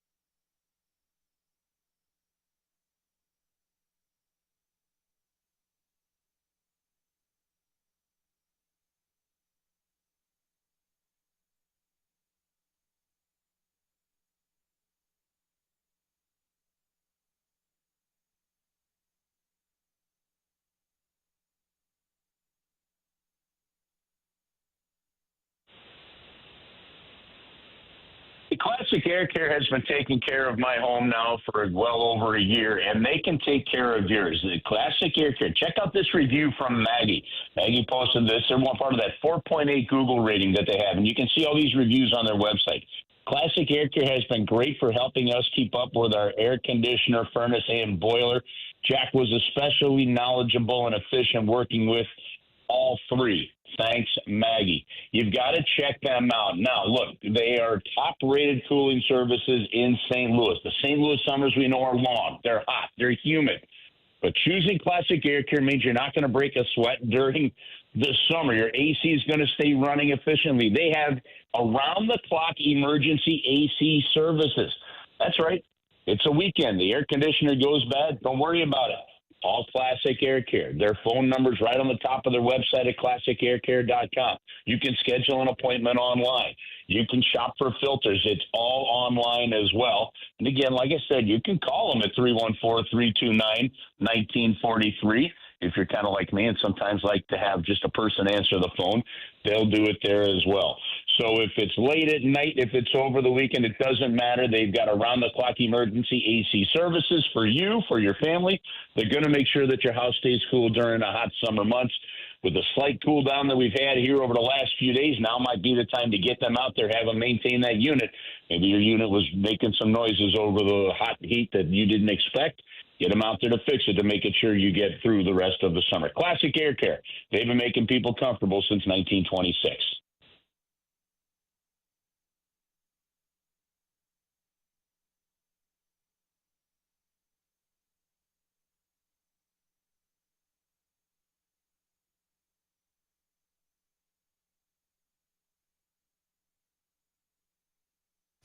Welcome back. It is the Morning After, 101 ESPN. Fisher Window and Door Store, sponsor of our 8 o'clock hour. Tim McKernan, Doug Vaughn, Martin Kilcoyne, Little Jackie Papers on the ones and twos here on a program that you can watch and talk it over live with listeners at youtube.com/TMASTL in the Michelob Ultra YouTube chat. It is Monday. It is 8:15, and that means Chris Kerber joins us on the Callier and Thompson phone lines. Morning, Kerbs. Tim, morning. How are you? Wonderful. How are things going with you? They're good. They're good. We got oldest daughter down at Louisville over the weekend, so she's beginning her junior year, and now we get Gabby focused on Mizzou here in the next 2 weeks. So it's shifting time in the Kerber household. Our youngest daughter is going to be like, "What happened, and why are you all focused on me all of a sudden?" Find yourself moving a lot of furniture this time of year, August, furniture moving? Listen, I don't. Well, Martin, I don't know who all in there has experienced this, but the first move into college, right, with your kids, especially if it's a daughter, is like, okay, we need this, and all these pillows have to match, and comforters have to match, carpet you're rolling. What happened to just showing up at campus and you go find that one group of people that are selling like 10-foot by 10-foot squares of carpet, you put it on your floor because you're going to throw it out later, right? Mm-hmm. And no, this is all quite designed. Well, Gracie's gotten pretty good at it. It started where you had the luggage carrier on the top of the car. The car was packed. Shoot. She could have fit everything for this move in her mom's Volvo this trip. So she's learned to realize that, man, anything I move in, I got to move out. So she's keeping it simple. Now the key is we're going to find out if as a family we've learned anything when we move Gabby in or if we're starting over. But so I'm curious to find out how that is. But no, not moving too much furniture. Although now we did do this. I went over to Mattress Direct. Those guys are awesome, and got a mattress for her because those college mattresses are just so atrocious, right? So Gracie got every now and then back pain and stuff like that. So we're like, okay, so I did haul a mattress down there this time. That's the only thing I've done from a furniture standpoint. You're the guy who got it strapped down to the roof that I don't want to be behind in that right lane because I'm just thinking it looks a little loose. So the deal was, okay, look, we're going to do this. These guys are local. They're awesome. But I said, here's the deal. It's got to fit in the back of the Acadia. Because I am not strapping it down or doing one of those. So, yeah, these people that strap a mattress down to the roof and they put just one strap across the middle of it, and the thing is flapping like a loose toupee, right? You're like, no, that's not going to work. that'll fly right off. All right, It was a good move, and more importantly, old Forrester down there, right in downtown Louisville, walked in at 10:15. They had their allotment for the day out, picked up some of this 117. They call it this old series 117. They've only done it twice, so got a great bottle of bourbon while I'm on the trip too. And then it hit me. That Gracie turning 21 in January. I'm like, oh, you're about to be a middleman. You don't even realize. She's the middleman, Doug. I wanted to throw this at you, Curbs. I want to get your hockey brain activated here in August. NHL.com has the fantasy hockey top 200 player rankings. Do you think, and you don't have to go in order, but do you think you could name the top 5 on the fantasy rankings, top 5 NHL players? And the list appears to exclude. Now, their goalies are on there. I take that back. So it's all positions. Okay, top 5. I'm going to go for fantasy hockey. I'm going to go McDavid, Draisaitl. I will go Marner, Matthews, and Eichel. Oh, wow. Okay. You got McDavid, Draisaitl. Did you say McKinnon? Nathan McKinnon. Oh, I forgot McKinnon. McKinnon. Yeah. He is first on there. So McKinnon, McDavid, Draisaitl. Then they have Kucherov and Makar as their top 5. Could be. I haven't done fantasy hockey, so if you're getting a defenseman and you get Makar, I could see that. To me, I'm not sure there's a huge difference between, say, McKinnon and, Marner and Eichel are going to light it up in Vegas. So I think those are all pretty interchangeable. Why don't you do fantasy hockey? You could probably make a nice little second income, probably. Yeah. Well, if I follow the way of, some of these Cleveland Major League Baseball pitchers, that might be the way to go. Oh, my word. A little intel. Yeah, a little intel. I tell you what, I don't know if you guys have followed that story and all that, but when you can actually bet on things like the first pitch of the game, and you've got a pitcher that's throwing 19% of his first pitches of the game into the dirt like that, like he sure as hell didn't try to hide it. It's really quite impressive. I wonder how much money they're getting paid. You're already at the big league level. Why would you do that? I know. That's the thought process. Is I can understand the college kids kind of getting wrapped up in the on the dark side of this, right? Now, the only thing, like what do you do? Okay, if you're a pro player from another country, okay, and some of the stories, like if you guys have talked to Rivers about playing hockey in Russia, right? You have no idea kind of what either organized crime or certain aspects may play in some of this with people's families and stuff back home. So who knows that kind of stuff? But yeah, on the surface, it seems nuts to be making a Major League Baseball salary and having to throw pitches in the dirt to try and help some gamblers. Yeah. Or as you said, a friend or a family member trying to make a quick, easy buck. They just throw one in the dirt, and I'll bet on that, and I'll make $20,000. Oh, sure, I can do that. Yeah. Have you guys seen that Netflix had that series, and you can still watch it on Netflix, but it was called Bad Sport? No. And it's like 5 episodes, and they're an hour long. One of them was on the Arizona State point shaving scandal. And it actually talked to the guy they've actually got the guy that put the whole scheme together, and then how they were ready to pull the plug. And then somebody said, no, you got to do one more. And then basically they saw a whole bunch of activity on the bet. But it's kind of a fascinating look into that world of it and how they pulled it off and how they got away with it for almost a year and stuff. It's called Bad Sport, and it was a Netflix series. First Blues player to appear on this list. Anybody want to guess first Blues player? Robert Thomas, 45th on this list of fans. And then Dylan Holloway is next on that list, followed by Dylan Holloway, 71st. And then, again, this is a fantasy, so I guess they're taking into account how it affects your team and all of that. So it's not necessarily a power ranking of players. Kyrou, 86. Is Kyrou higher or lower than Holloway? He is lower by 15 slots on this. That surprised me because Kyrou is going to get you goals, get you points. Yeah, but they get some plus minus in there, and that's where he had a better year year, but not quite as solid. Dylan Holloway. So I'm told, I'm hearing that the off season's gone well. We can't forget that he had that surgery, right? But hopefully he'll be ready to go for the start of training camp and all good there. I know he was actually. There was no chance that he was going to play in the playoffs. Had the team gone on further, that was one of those that the team wanted to keep other teams off balance, but there was no chance that Dylan Holloway was going to be playing in the playoffs. So it's good to hear that he's progressing well this offseason, ready for training camp. Things might have been different if he hadn't gotten hurt because he was really playing well. Oh man, yeah, and that's kind of the luck you need.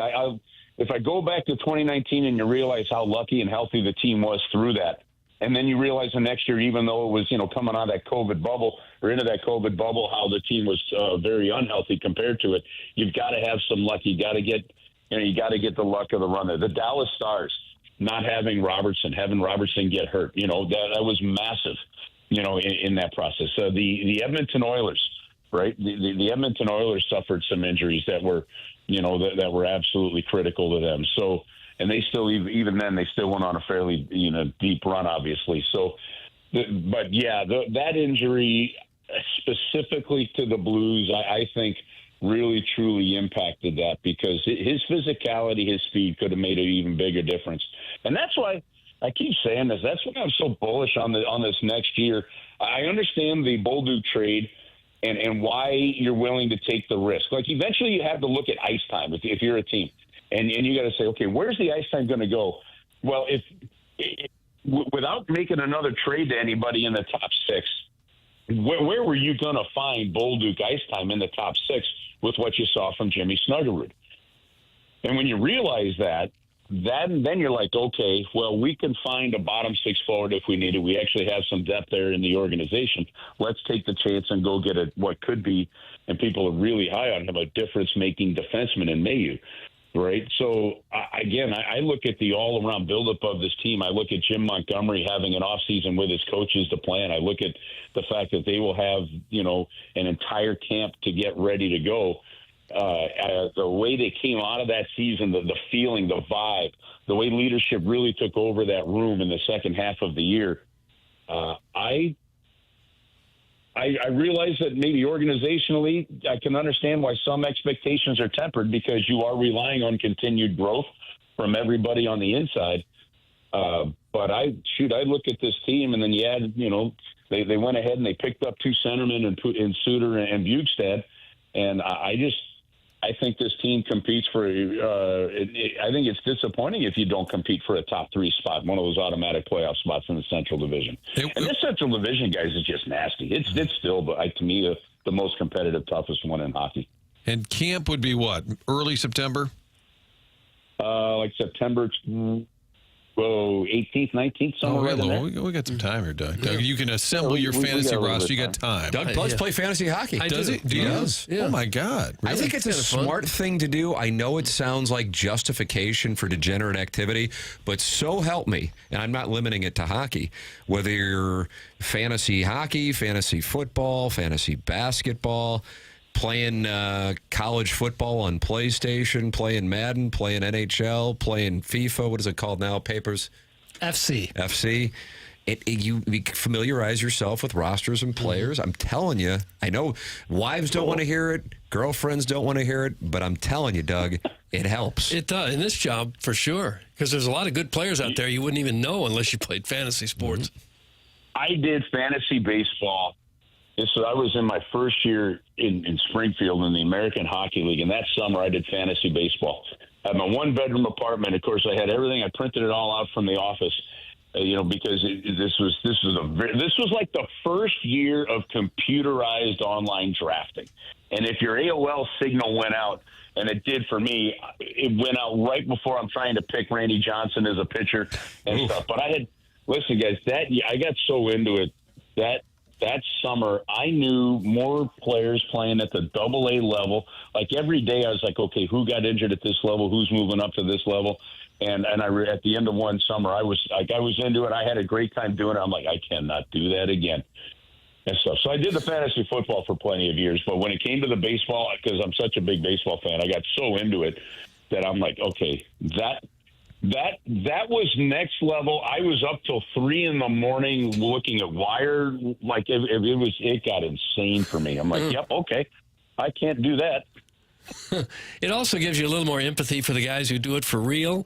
When you think you've put together a team, you have a good reason for this trade and that draft pick, and then guys get hurt, and then guys just don't perform at all, and there's nothing you can do about it, and yet you wouldn't have made the decision any differently if you could turn back time to do it all over again. Well, you know what? Like, I was thinking about this with the Major League Baseball deadline that just passed, and you know, it's just it's fascinating to me.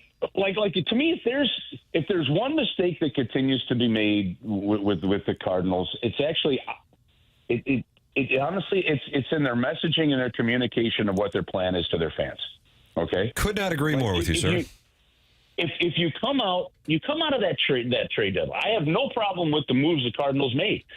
So because for them to trade for players, you know, Blaze Jordan might be different. Yeah, you're going to have a couple players that are a little bit older, right? But for them to maybe trade for some A-ball players that they've done some real good scouting on, you hope, right? And things.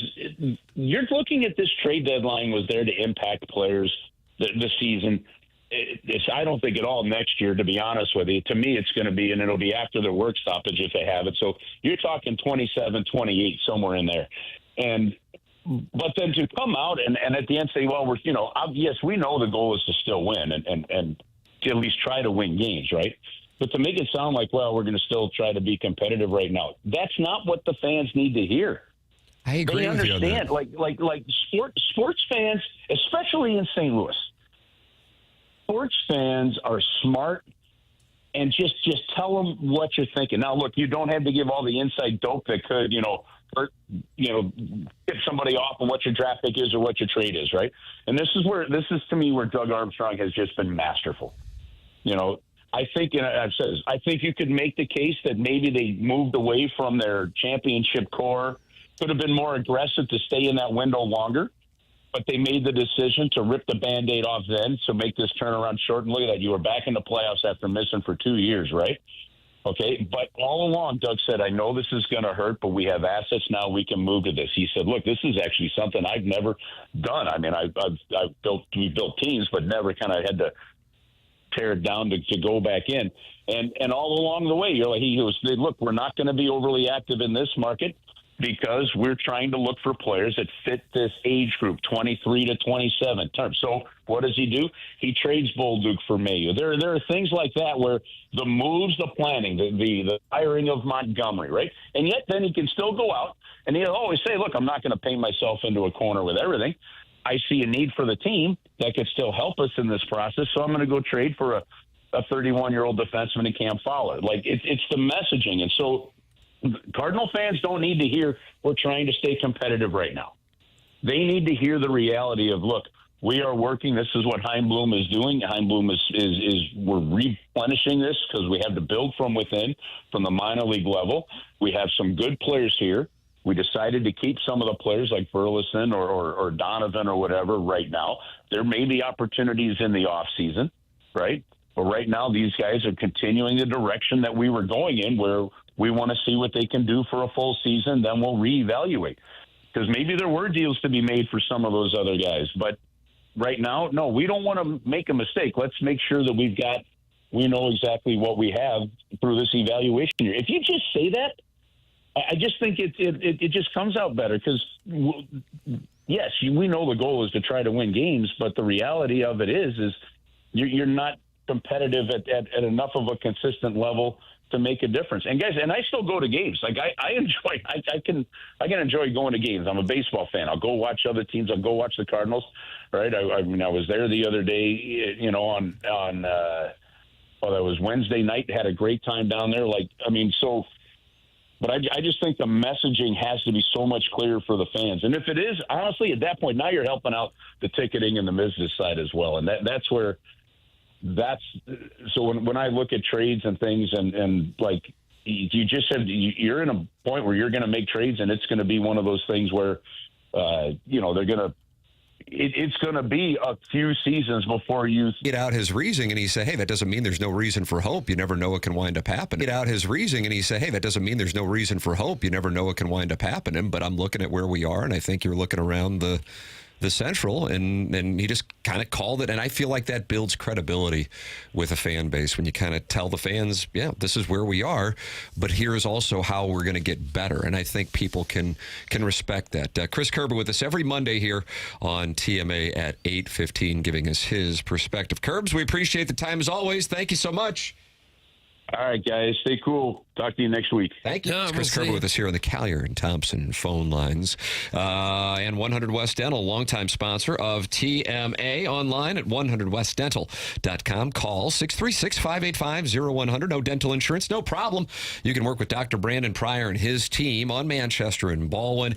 Even if you don't have dental insurance, the membership plan aids in the cost of dental work for those who don't have dental insurance. No phone calls needed to get in. Just check the calendar online for availability and book right then and there. And they have an offer going on right now that if you mention my name, you're going to get $1,000 off Invisalign. If you're on the fence about Invisalign, they have a digital scanner that can show you a simulation of what it'll look like before you even go through with it. It's 100 West Dental. They're located on Manchester in Baldwin. Online at 100westdental.com. That's Dr. Brandon Pryor. No phone call needed to get in.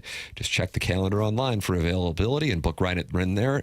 And then, if you're interested in Invisalign, mention my name. You get $1,000 off Invisalign at 100 West Dental. Online at 100westdental.com. Doug, we've got a couple things going on. What do we here. The Missouri-Kansas game, it's starting to percolate, even though we're more than a month away. Okay. A former coach has made it clear that he's locked in for the festivities in Columbia, Missouri. And then a little promotion turned into a significant moment in the world of baseball. We'll have that for you coming up as well. Now you've been properly teased. I went to teasing camp, and I feel really good about the results so far. It's You're ROI a little season. champion. Yeah, I am a little champion of teasing. The program's called TMA. It's presented by Brown and Crouppen on 101 ESPN.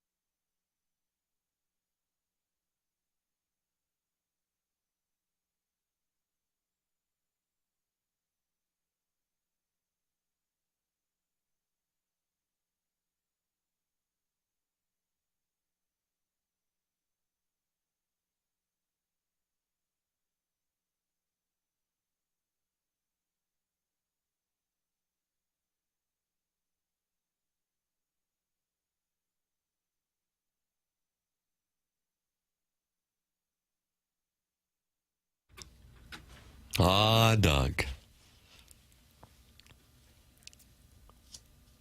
Think about it. Okay. What are you thinking? Through the tears. Satchmo. Is there a theme?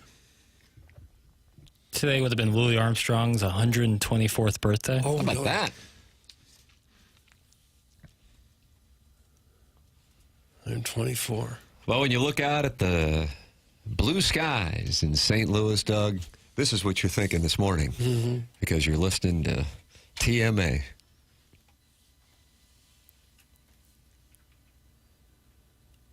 I didn't realize he would have been that old. Born in 1901. 1901. Marv Levy turned 100 this weekend. Hall of Famer. Is that right? And he's still alive, and he's still active. And he was at Country Day back in the day. Yeah. Doug, do you ever cover his practices? When you... Oh, you son of a so-and-so. Well, the program is brought to you by Brown & Crouppen. We are in our Fisher Window and Door Store, 8 o'clock hour, and talked it over with Chris Kerber earlier, and Brad Thompson's on the Stiefel dossier at 9:30. Design Air Heating and Cooling email today coming your way at 10:45. Martin, you know anything about Design Air Heating and Cooling? I believe you do because you're a client like me and Doug. I do, and I've heard of them. You've probably heard of them. They've been around for more than a century now, doing the same thing, making sure you're comfortable inside your home year-round. In the winter, we're talking about the furnace, air conditioning in the summer. Seasons change in St. Louis. You're constantly flipping that thing to cool, warm. It goes back and forth. Make sure it is tuned up properly. If you're having an issue, sometimes it's just not matching the number you type in. You want it to be 70, but it's 75. Something's not quite right. Have the fine folks from Design Air Service come out, do a little tune-up, check things over, and if there's an issue, they'll let you know. But they work hard with their sales team to make sure nobody is upselling you. That's more stressful when they try and sell you something you don't need. We've had letters from our listeners saying they experienced exactly that. DesignAirService.com, the website where you can sign up for that appointment, or if it's urgent, you get a hold of them, have them come out immediately, get you back up and running. Longest running sponsor of TMA is Design Air Service for all your heating and cooling needs year-round. It's DesignAirService.com. Doug, we are about a month away from Missouri and Kansas. The border war. The battle rekindled at Faroe Field, 2:30 p.m. Jackie Papers, do you have your tickets? Can't go. Not another wedding. I have a wedding. There's not. What do you mean another? Wow. Yeah, I have a wedding. I can't go. I'll How be many in more Chicago. friends you have to get married? Probably 1 million. 27 years old. And then you got the second ones after hanging out in Clayton for a few years. Yeah. So That'll every be fun. Saturday is Miss booked for- 2040 wedding or 2040 Mizzou. And the football third games. one, Yeah, you it get to sucks. officiate.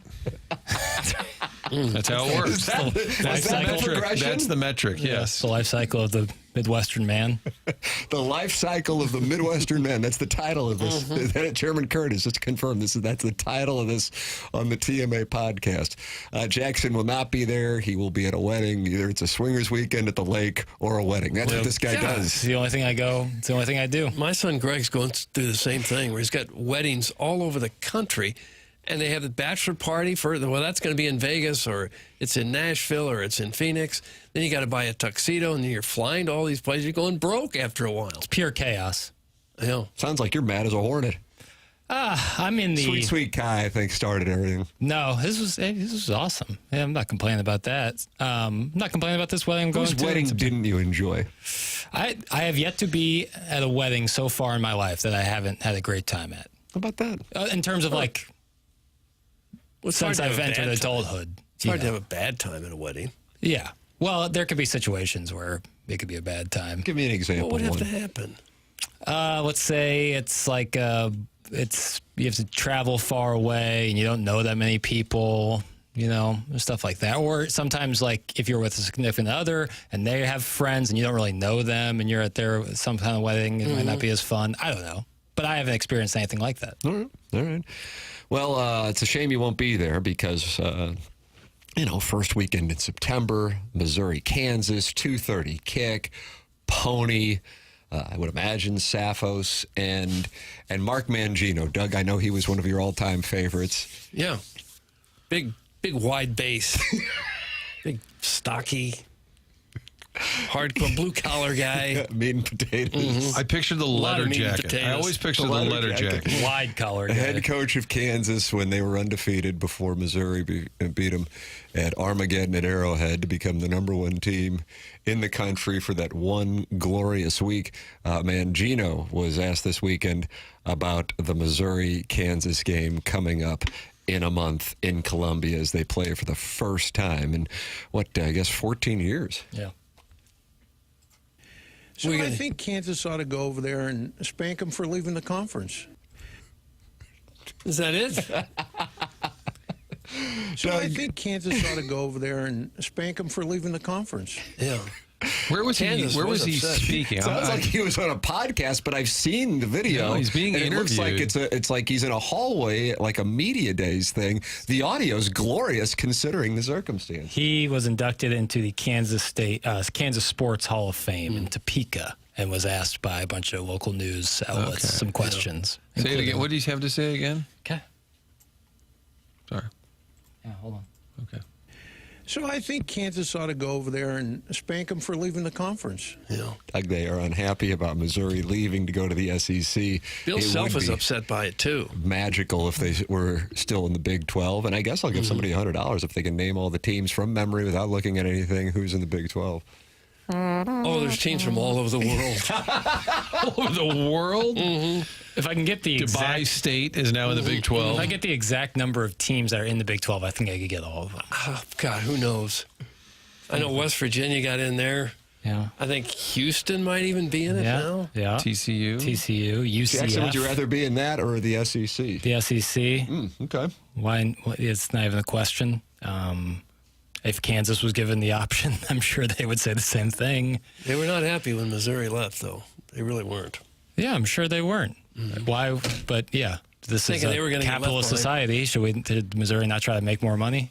Yeah. Well, don't scold me. I'm just telling you they were not happy Well, you're about Mr. Beaker over there. it. I'm not Mr. Beaker. Mr. Beaker. I did like Mangino's letter jacket. That thing could have fit a Buick.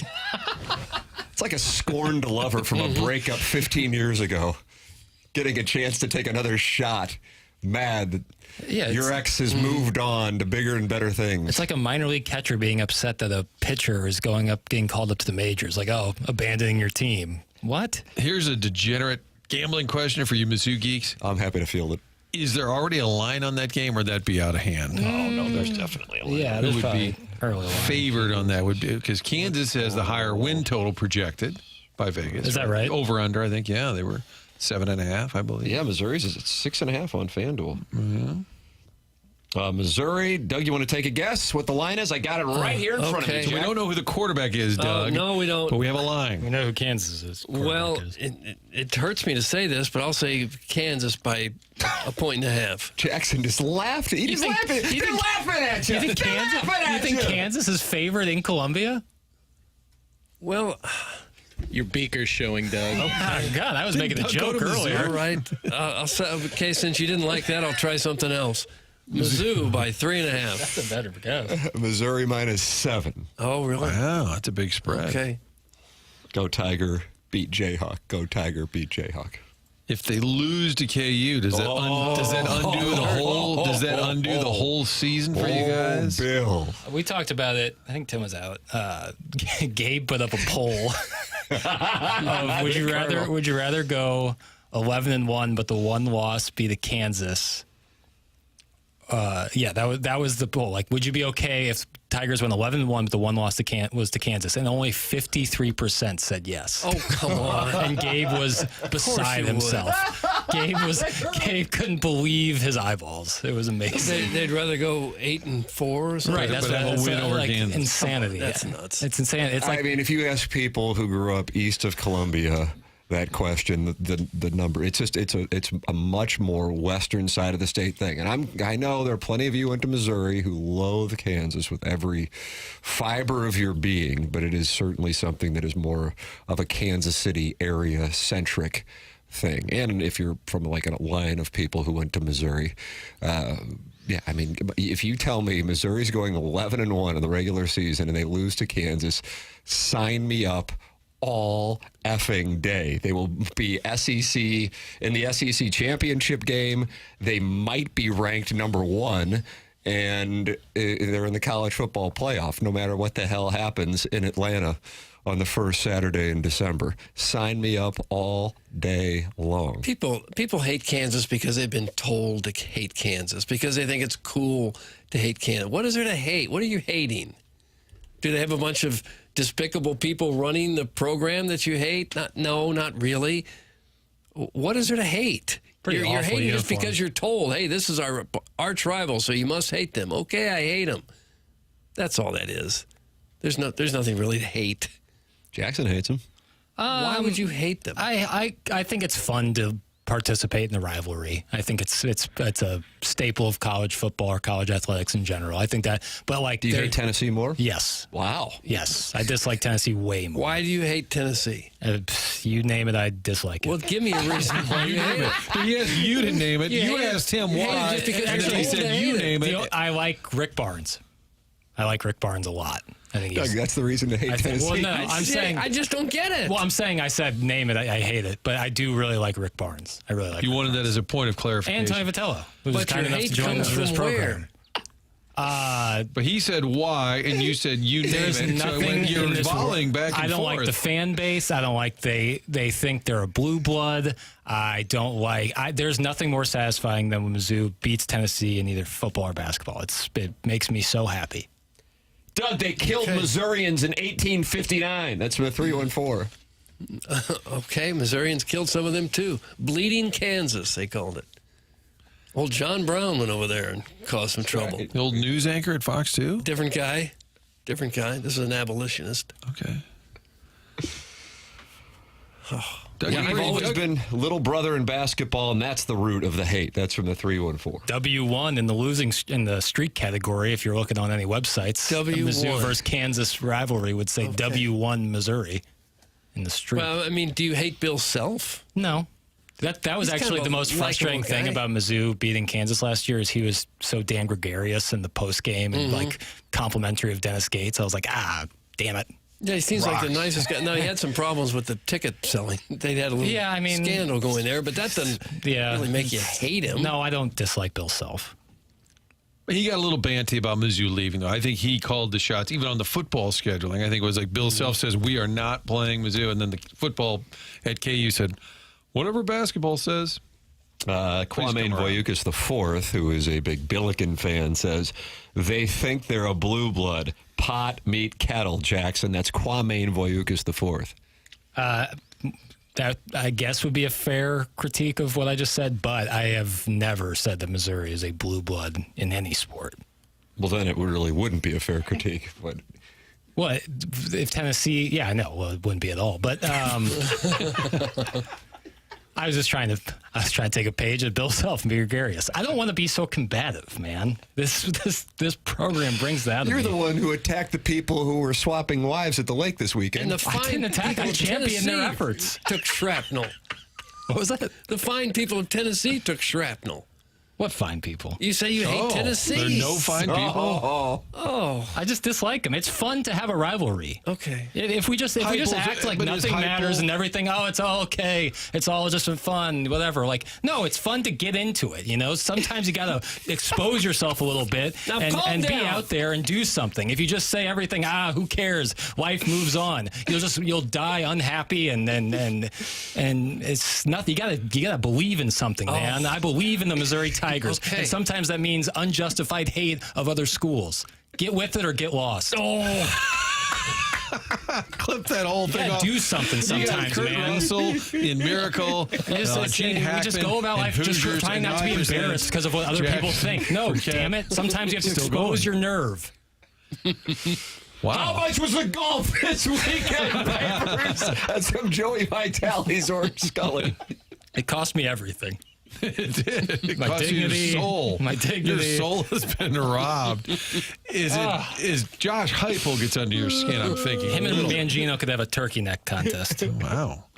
Is it the fan base of Tennessee that plays a role in Yes. this? Definitely. Okay. He hates the Okay. Tennessee fan base. Okay. Rocky or less. Top, you hate that? You hate the song? Stupid song. Oh, Goofy. I love it, Papers. FKU and F Tennessee. That's from Little Beer Cats, the July 2025 TMA Listener of the Month. Does it make sense? No. Is it part of the fun of college sports? Yes. Gets me revved up, gets the adrenaline rolling. Yeah. You know, we're trying to find an outlet sometimes. And if that's college athletics and disliking certain teams, I think that's a great way to do it. Now, I could see hating certain teams if they have an individual, if they have a coach, like when Bobby Knight was in his heyday. I could see people hating Indiana. Or when Saban was always a smart aleck on the sidelines, I could see people hating Alabama. But if you're just told that you're supposed to dislike this team for no real reason, that's what I'm questioning. I'm ready to run through a wall for Jackson. That's from the 636. Like I said, man, it's just, it doesn't make any sense, but it's just part of the fun. It's okay to have fun and not worry about what people think about you. How would you rank the speeches, Tim? Kurt Russell, Miracle. Yeah. Gene Hackman, Hoosiers. Jackson right now with his I hemmed and hawed a lot. Those are a lot more, I don't know. Those are a lot more pretty shaved strong. down. I think it's a nice Mount Rushmore. I think it's a really nice Mount Rushmore. Dude, Rockney's got to be on there somewhere. Yeah. Win Bill one for the Pullman. Kipper. Bill Pullman's Independence Day speech. That was emotional, too. Mizzou, Kansas reminds me of MICDS Burroughs. The Bombers haven't turned out a good needle pointer since the class of 2007. It's so one-sided. That's from the self-made stay-at-home Ladue mom. Not sure what to do with that. Good needle pointer. Did you get a snort out of that? Yeah. Jackson, you just made me so friggin' revved up and randy, baby. That's from the TMA Gerbil. It's that time of year, man. Rank your rivals you hate the most. Give me your top three. Top three So if for Tennessee's college number four athletics? as a Mizzou fan. Okay. The teams, Tennessee, programs. Kansas. Arkansas, I bet. No. No, you don't have Arkansas. So this is I No. can't pick the third. That's what I'm wondering. Tennessee. What It's about all- ILL? Yeah, but they don't play them in football. Like, I'd want someone that they play in both. I guess they just now recently or will be. What about South Carolina? You thought about it. Yeah, it's closer. It's Arkansas, getting no. warmer. South Carolina, no. Florida? I like beating Florida. I really like when Mizzou beats Florida. Okay. I like when Mizzou beats Florida. So I'd say, for me personally, like Florida. Although I don't dislike any. I don't love Todd Golden. You just talked yourself into it. I don't love Todd Golden. Well, I hope you like Mark Milton. I love Mark Milton. He's ILL. Jake's He count certainly is. rails. Big time Illinois. And he'll take on the godforsaken tax man for you, whether he's wearing his Illinois colors or not. Maybe you have unfiled tax returns or tax liens, banks, levies, wage garnishments keeping you up at night. These are serious things, much less a potential IRS criminal investigation. That's where Mark Milton comes in. He can take care of you. He is at stltaxlawyer.com. Mark Milton and stltaxlawyer.com provide a local and holistic approach to tax resolution. Mark earned his accounting degree at the University of Illinois, the #1 accounting program in the country. Got his law degree from St. Louis U, and now he lives and works right here in the St. Louis area and can help you with any tax problem you might have. Started his legal career with the Department of Justice Tax Division in Washington, where he earned the DOJ's Outstanding Trial Attorney Award.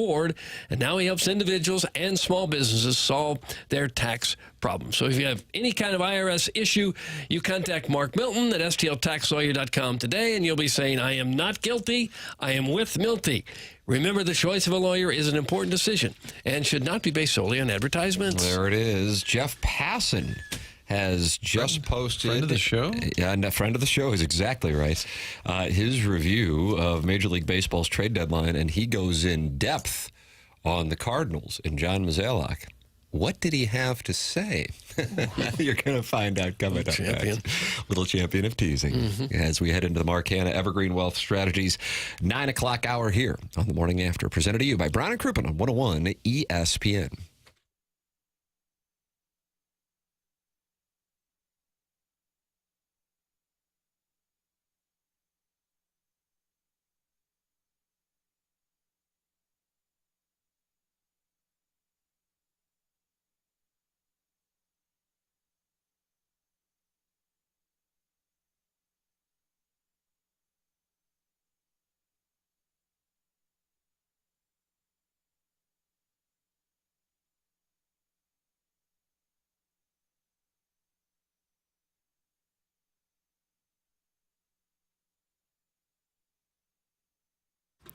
TCU wants to help you with your next mortgage, especially folks who are community contributors. They, in fact, have put together a community contributor mortgage for teachers, firefighters, healthcare and emergency medical professionals. Benefits include low down payment, lower interest rates, no private mortgage insurance requirements. Together Credit Union knows the mortgage loans get a little complicated. They're going to help guide you through the process, and all of it's handled here in St. Louis, all of it in-house. Together Credit Union's experienced team will do the underwriting, servicing, everything in between, all done locally. So when they talk about different mortgages available, keep in mind if you're a community contributor like a teacher, firefighter, healthcare, emergency medical professional, all you need to do is stop by any of the 14 branches around town or go online to togethercu.com. Whatever your mortgage needs are, they've got one that'll work for you. Fixed rate, adjustable rate, conventional and jumbo loans, they've got it all.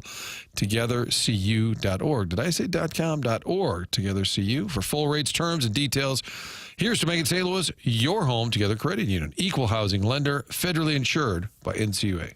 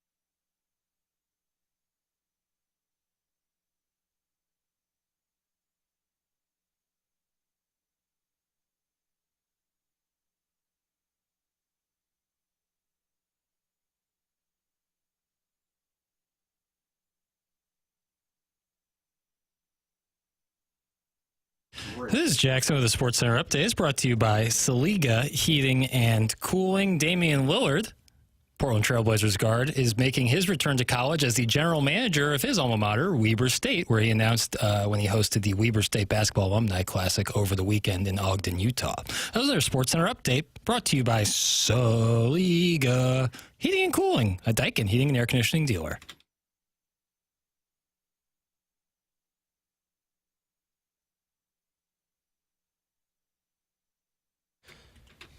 Has anybody watched the Billy Joel two-part documentary I yet? started watching it last night. There we go. That was long. I'm not even through the first episode. It had to go more than 2 hours. I'm still watching. Yeah, I think it might be all in 5 hours. Yeah. It's Interesting, recommended though. viewing. Yeah, it's interesting. Enjoyed it. And did they talk about this song? Play it in a little bit. Because Billy Joel covered this, but then he changed the lyrics. Yeah. Mm-hmm. This was the original here. Correct.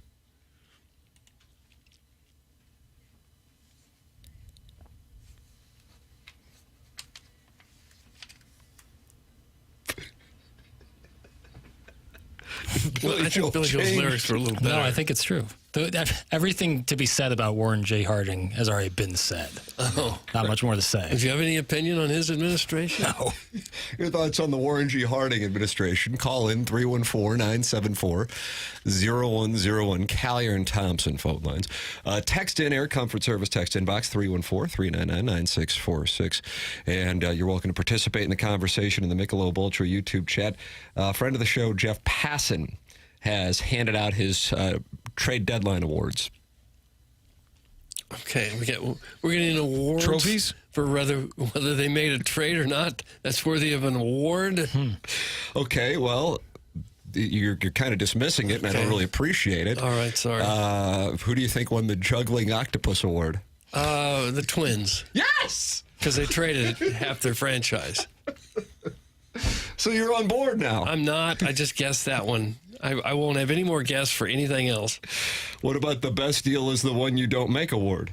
The Cardinals. No. Oh, doggone it.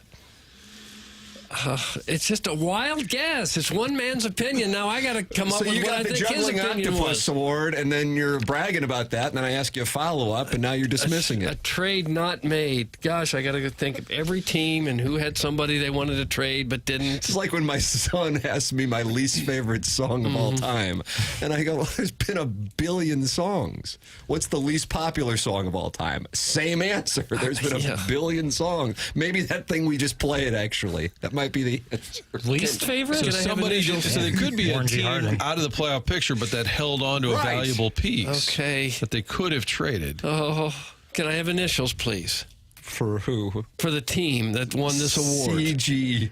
CG. Stephen Kwan. Yes, Martin. Okay. See? You get these trade deadline awards. Okay, gosh, yeah. That shook All the right. whole nation. The Cardinals got an award, the Less is More Award. I feel like they've kind of been practicing that for about a decade. Really? Yeah. How did they get more out of it? That's what the Cardinals received, Doug. The Less is More Award. John Mozeliak could have gone out and floated any number of desirable players, from Brendan Donovan to Ivan Herrera to Lars Nootbaar, and found a market worth pursuing. Instead, Mozeliak kept things simple, and it was the right thing to do. He's leaving his position at the end of the season, ceding to former Red Sox chief baseball officer Chaim Bloom, and in unloading only Helsley, Maton, and Matz, all impending free agents. Mozeliak did not overstep his bounds and make deals that should be the purview of his replacement. Other executives might have let ego get in the way in trying to put one final stamp on a franchise they've run for more than a decade. Mozeliak instead recognized this is Bloom's team going forward, and figuring out how to pilot a group that's good but not good enough is no longer Mozeliak's responsibility. There is urgency for change with the Cardinals. It's just not the sort of urgency that needed to be met by an outgoing executive. For all the disappointment the Cardinals have provided the last 3 seasons, and attendance is down in that time from more than 40,000 a game to less than 29,000. They've got plenty of room to expand their payroll, a future star on the cusp of the big leagues in J.J. Weatherholt, and a wide suite of options going into this winter. In a division as competitive as the NL Central will be over the next half decade, they're going to need everything they can get. Doug, there it is. Jeff Passan. Well, yeah, it's hard to disagree with much of what he said there. But overall, I feel pretty good about where the club is. Okay. In reality, nobody knows if the moves they made sense, are going to work out, are brilliant, or stupid. You don't know until a couple years down the road.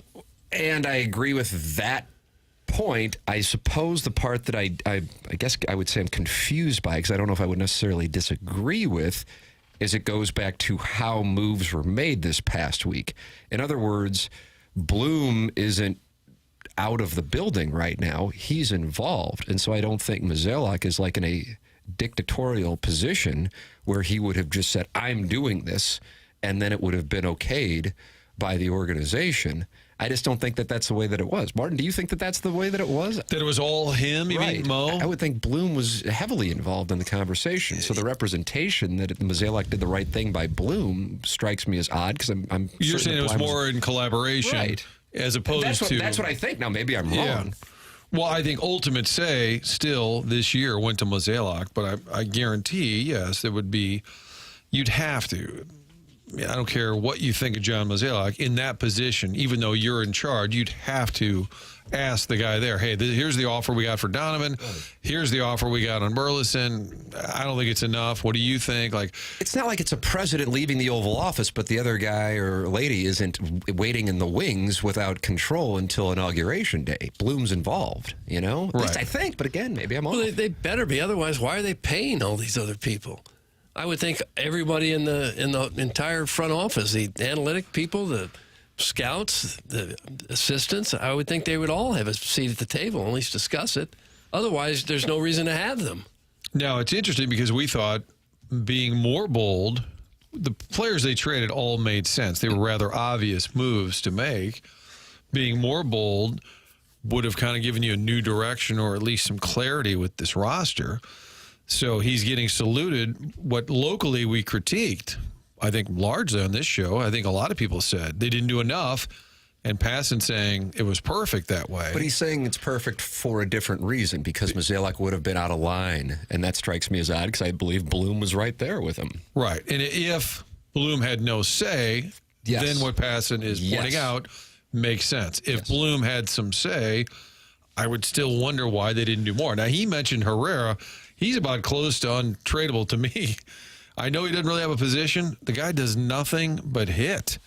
I would put him on my list of players I'd want to keep around. But maybe Heim will provide some clarity in that. I told you last week, I asked Ollie, who's in the middle of all this, can you give us a little window? What is it like between Heim and Mo and kind of walking that tightrope or coordinating? And the answer was no. No window. Okay. Can you give us a little insight? No. Okay. It is kind of bizarre. It is I don't bizarre. recall this kind of situation ever before in Cardinal history. It is bizarre for most any sports team to have it. Now, you've got Alexander Steen, but he is clearly working, training, learning in conjunction with Doug Armstrong. Armstrong came in and Larry Plow was still the GM, and Armstrong was named the GM in waiting. There may be a little bit of a comp there in terms of it was Larry's team. Doug had done it at a high level in Dallas, but they were still going to transition to the other guy. This is, it's got to be a little bizarre even for them. I mean, if Heim Bloom's sitting at home, he's like, wow, I would love to move this guy, this guy, this guy. And Mo says, nah, I don't think we should. Don't know how that played out, but I still think they should have done more. You still have largely the same group of players. And it's not clear who should be. You got Gorman, you got Walker, you got Burleson, you got Newt. You got a lot of guys for, so many positions. Arenado being on the IL does at least open up third base for a little while. By the way, Tim, what was our wager? It was 0.5 at bats, right? You said he'll be under.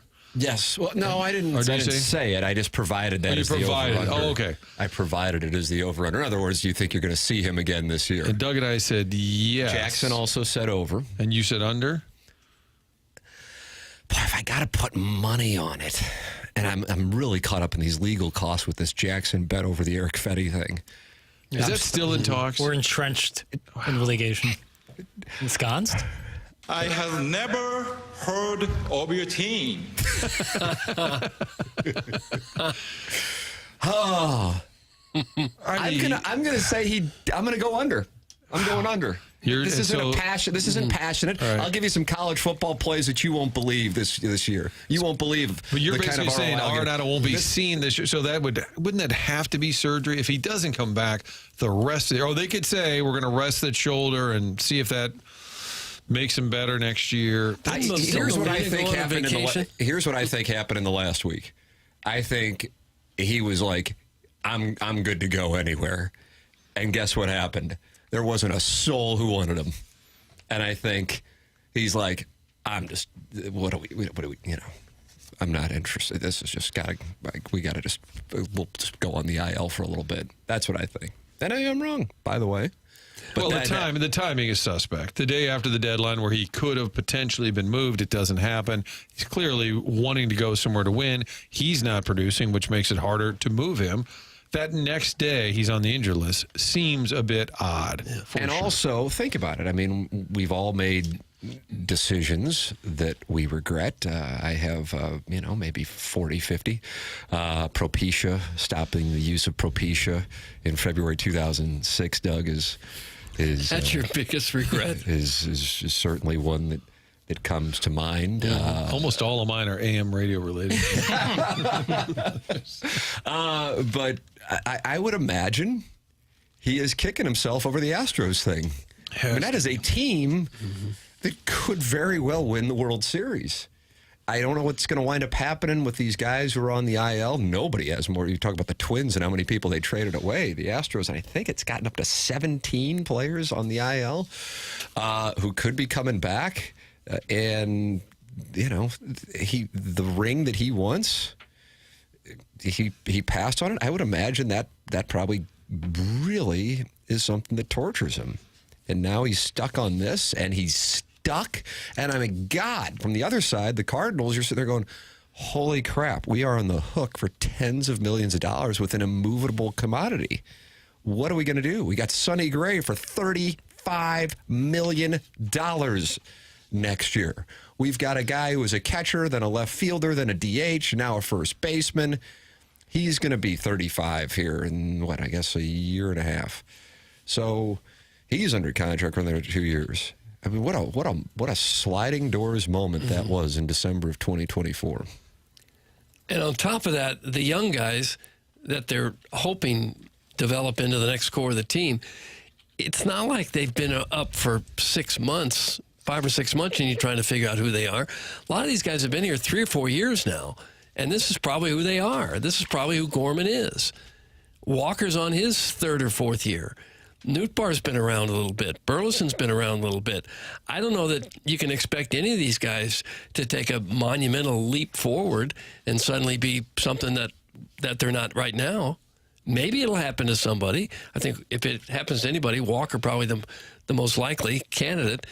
But I think there's a good chance that what you see now is what you're going to get through these guys' careers. I think Bloom's going to have to do some trading in the offseason, and you might have to sell low on some of these players. I don't know which ones of the ones you mentioned, but I think to get this roster cleared up a little bit, they're probably going to have to make some trades in the offseason. And a lot of that, I think, would just be unloading.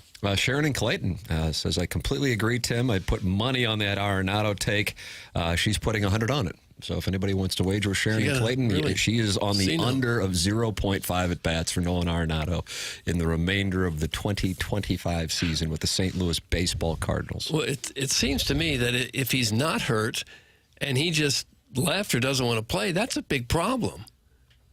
I mean, that's a breach of contract. To be fair, we're not saying that's what happened, but we're wondering what's going on here. I think, right? Isn't that fair to wonder? What I am saying is I believe, based on his interview with John Denton last week, the night Helsley was traded, he was ready to go. And I am very confident that the Cardinals, who they acknowledged they had a conversation with him, were more than happy to grant his wish. And my theory is that there was not a taker. That's what I think. And I think that's very likely scenario. So now, if he's on the IL, at some point he either comes back or they have to say he's having surgery or he's got a lingering issue. We're going to leave him there a little bit longer. They're going to have to explain it at some point. It can't just be, Well, he's unhappy. It can't just be he's struggling. They're going to have to. You can't just sit on the aisle without some kind of clarity from the team. It's a mess. And Molina went on vacation for a while one year, didn't he? Yeah. So there is precedent. Yeah.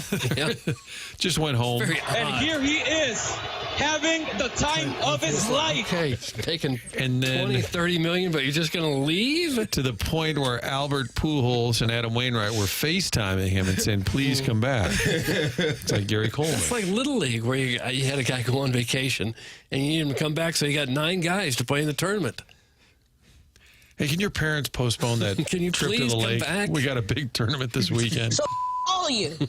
Gary. Gary, come back. No, you. But you're under contract. You're I think supposed he'll to be play. back. We're trying to sell think, tickets. I think it was the last couple weeks of the season. And remember, he was injured late in 2023 and didn't play the final couple weeks of a miserable season. I think it's too long a stretch here. I think he's going to reappear. I just think he's going to Sharon's have to. putting $100 out there if you want it. No, you. Oh.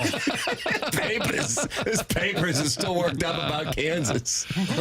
Oh, man. Well, we could ask Brad Thompson, see what he knows. Yeah, Huh? Brad Thompson's coming up here at 9:30. Ladies and gentlemen, the program is called TMA. It airs on 101 ESPN. You can email in for our Design, Air, Heating, and Cooling email today, the morning after at InsideSTL.com. And I believe we were giving away tickets, Jackson, to the Stiefel Charity Classic, correct? Yes, waiting on full confirmation of that, but once we do, we'll have all that information for you. That'll be a beautiful weekend, and that's a wonderful. I've been out there the last few years. I really enjoy that tournament. The morning after at InsideSTL.com. That is coming up for our Design, Air, Heating, and Cooling email of the day. James Carlton is a regular on the program on Mondays. James Carlton of the Carlton State Farm Insurance Agency is online at carltoninsurance.net.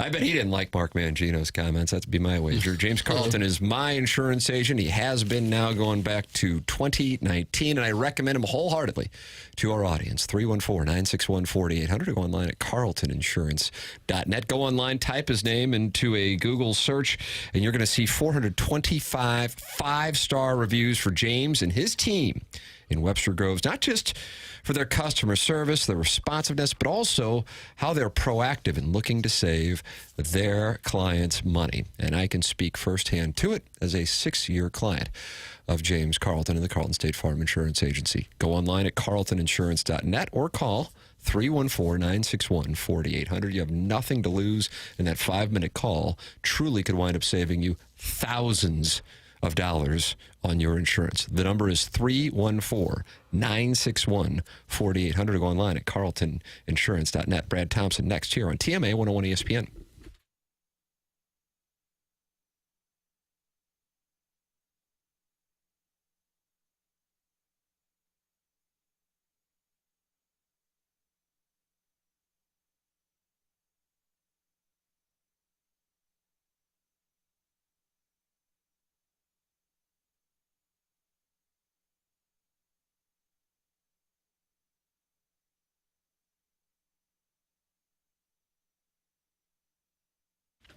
You have heard the name Stiefel. They are all over town. They sponsor everything, including this award-winning broadcast dossier. But did you know they're also throwing one of the biggest parties St. Louis has seen since the Parade Down Market in 2019?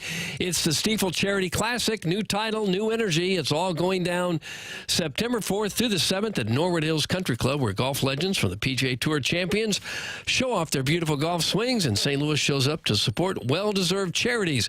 Did we mention there's a concert? OAR is performing live at the Friday night community concert presented by Car Shield. That's right. Of a Revolution is bringing the good vibes, the sing-alongs, and probably a few thousand people who still know every word to Shattered. Friday tickets cost $50. Golf and OAR are included. These bad boys are selling faster than a Friday foursome at the Dotem. And kids 16 and under, active military, veterans, and first responders, you are in for free because you are awesome. So grab the sunscreen and your lawn chair and some knickers. Well, you don't have to wear knickers, but wear something golf-related, maybe. That's Stiefel again, StiefelCharityClassic.com. We will see you there.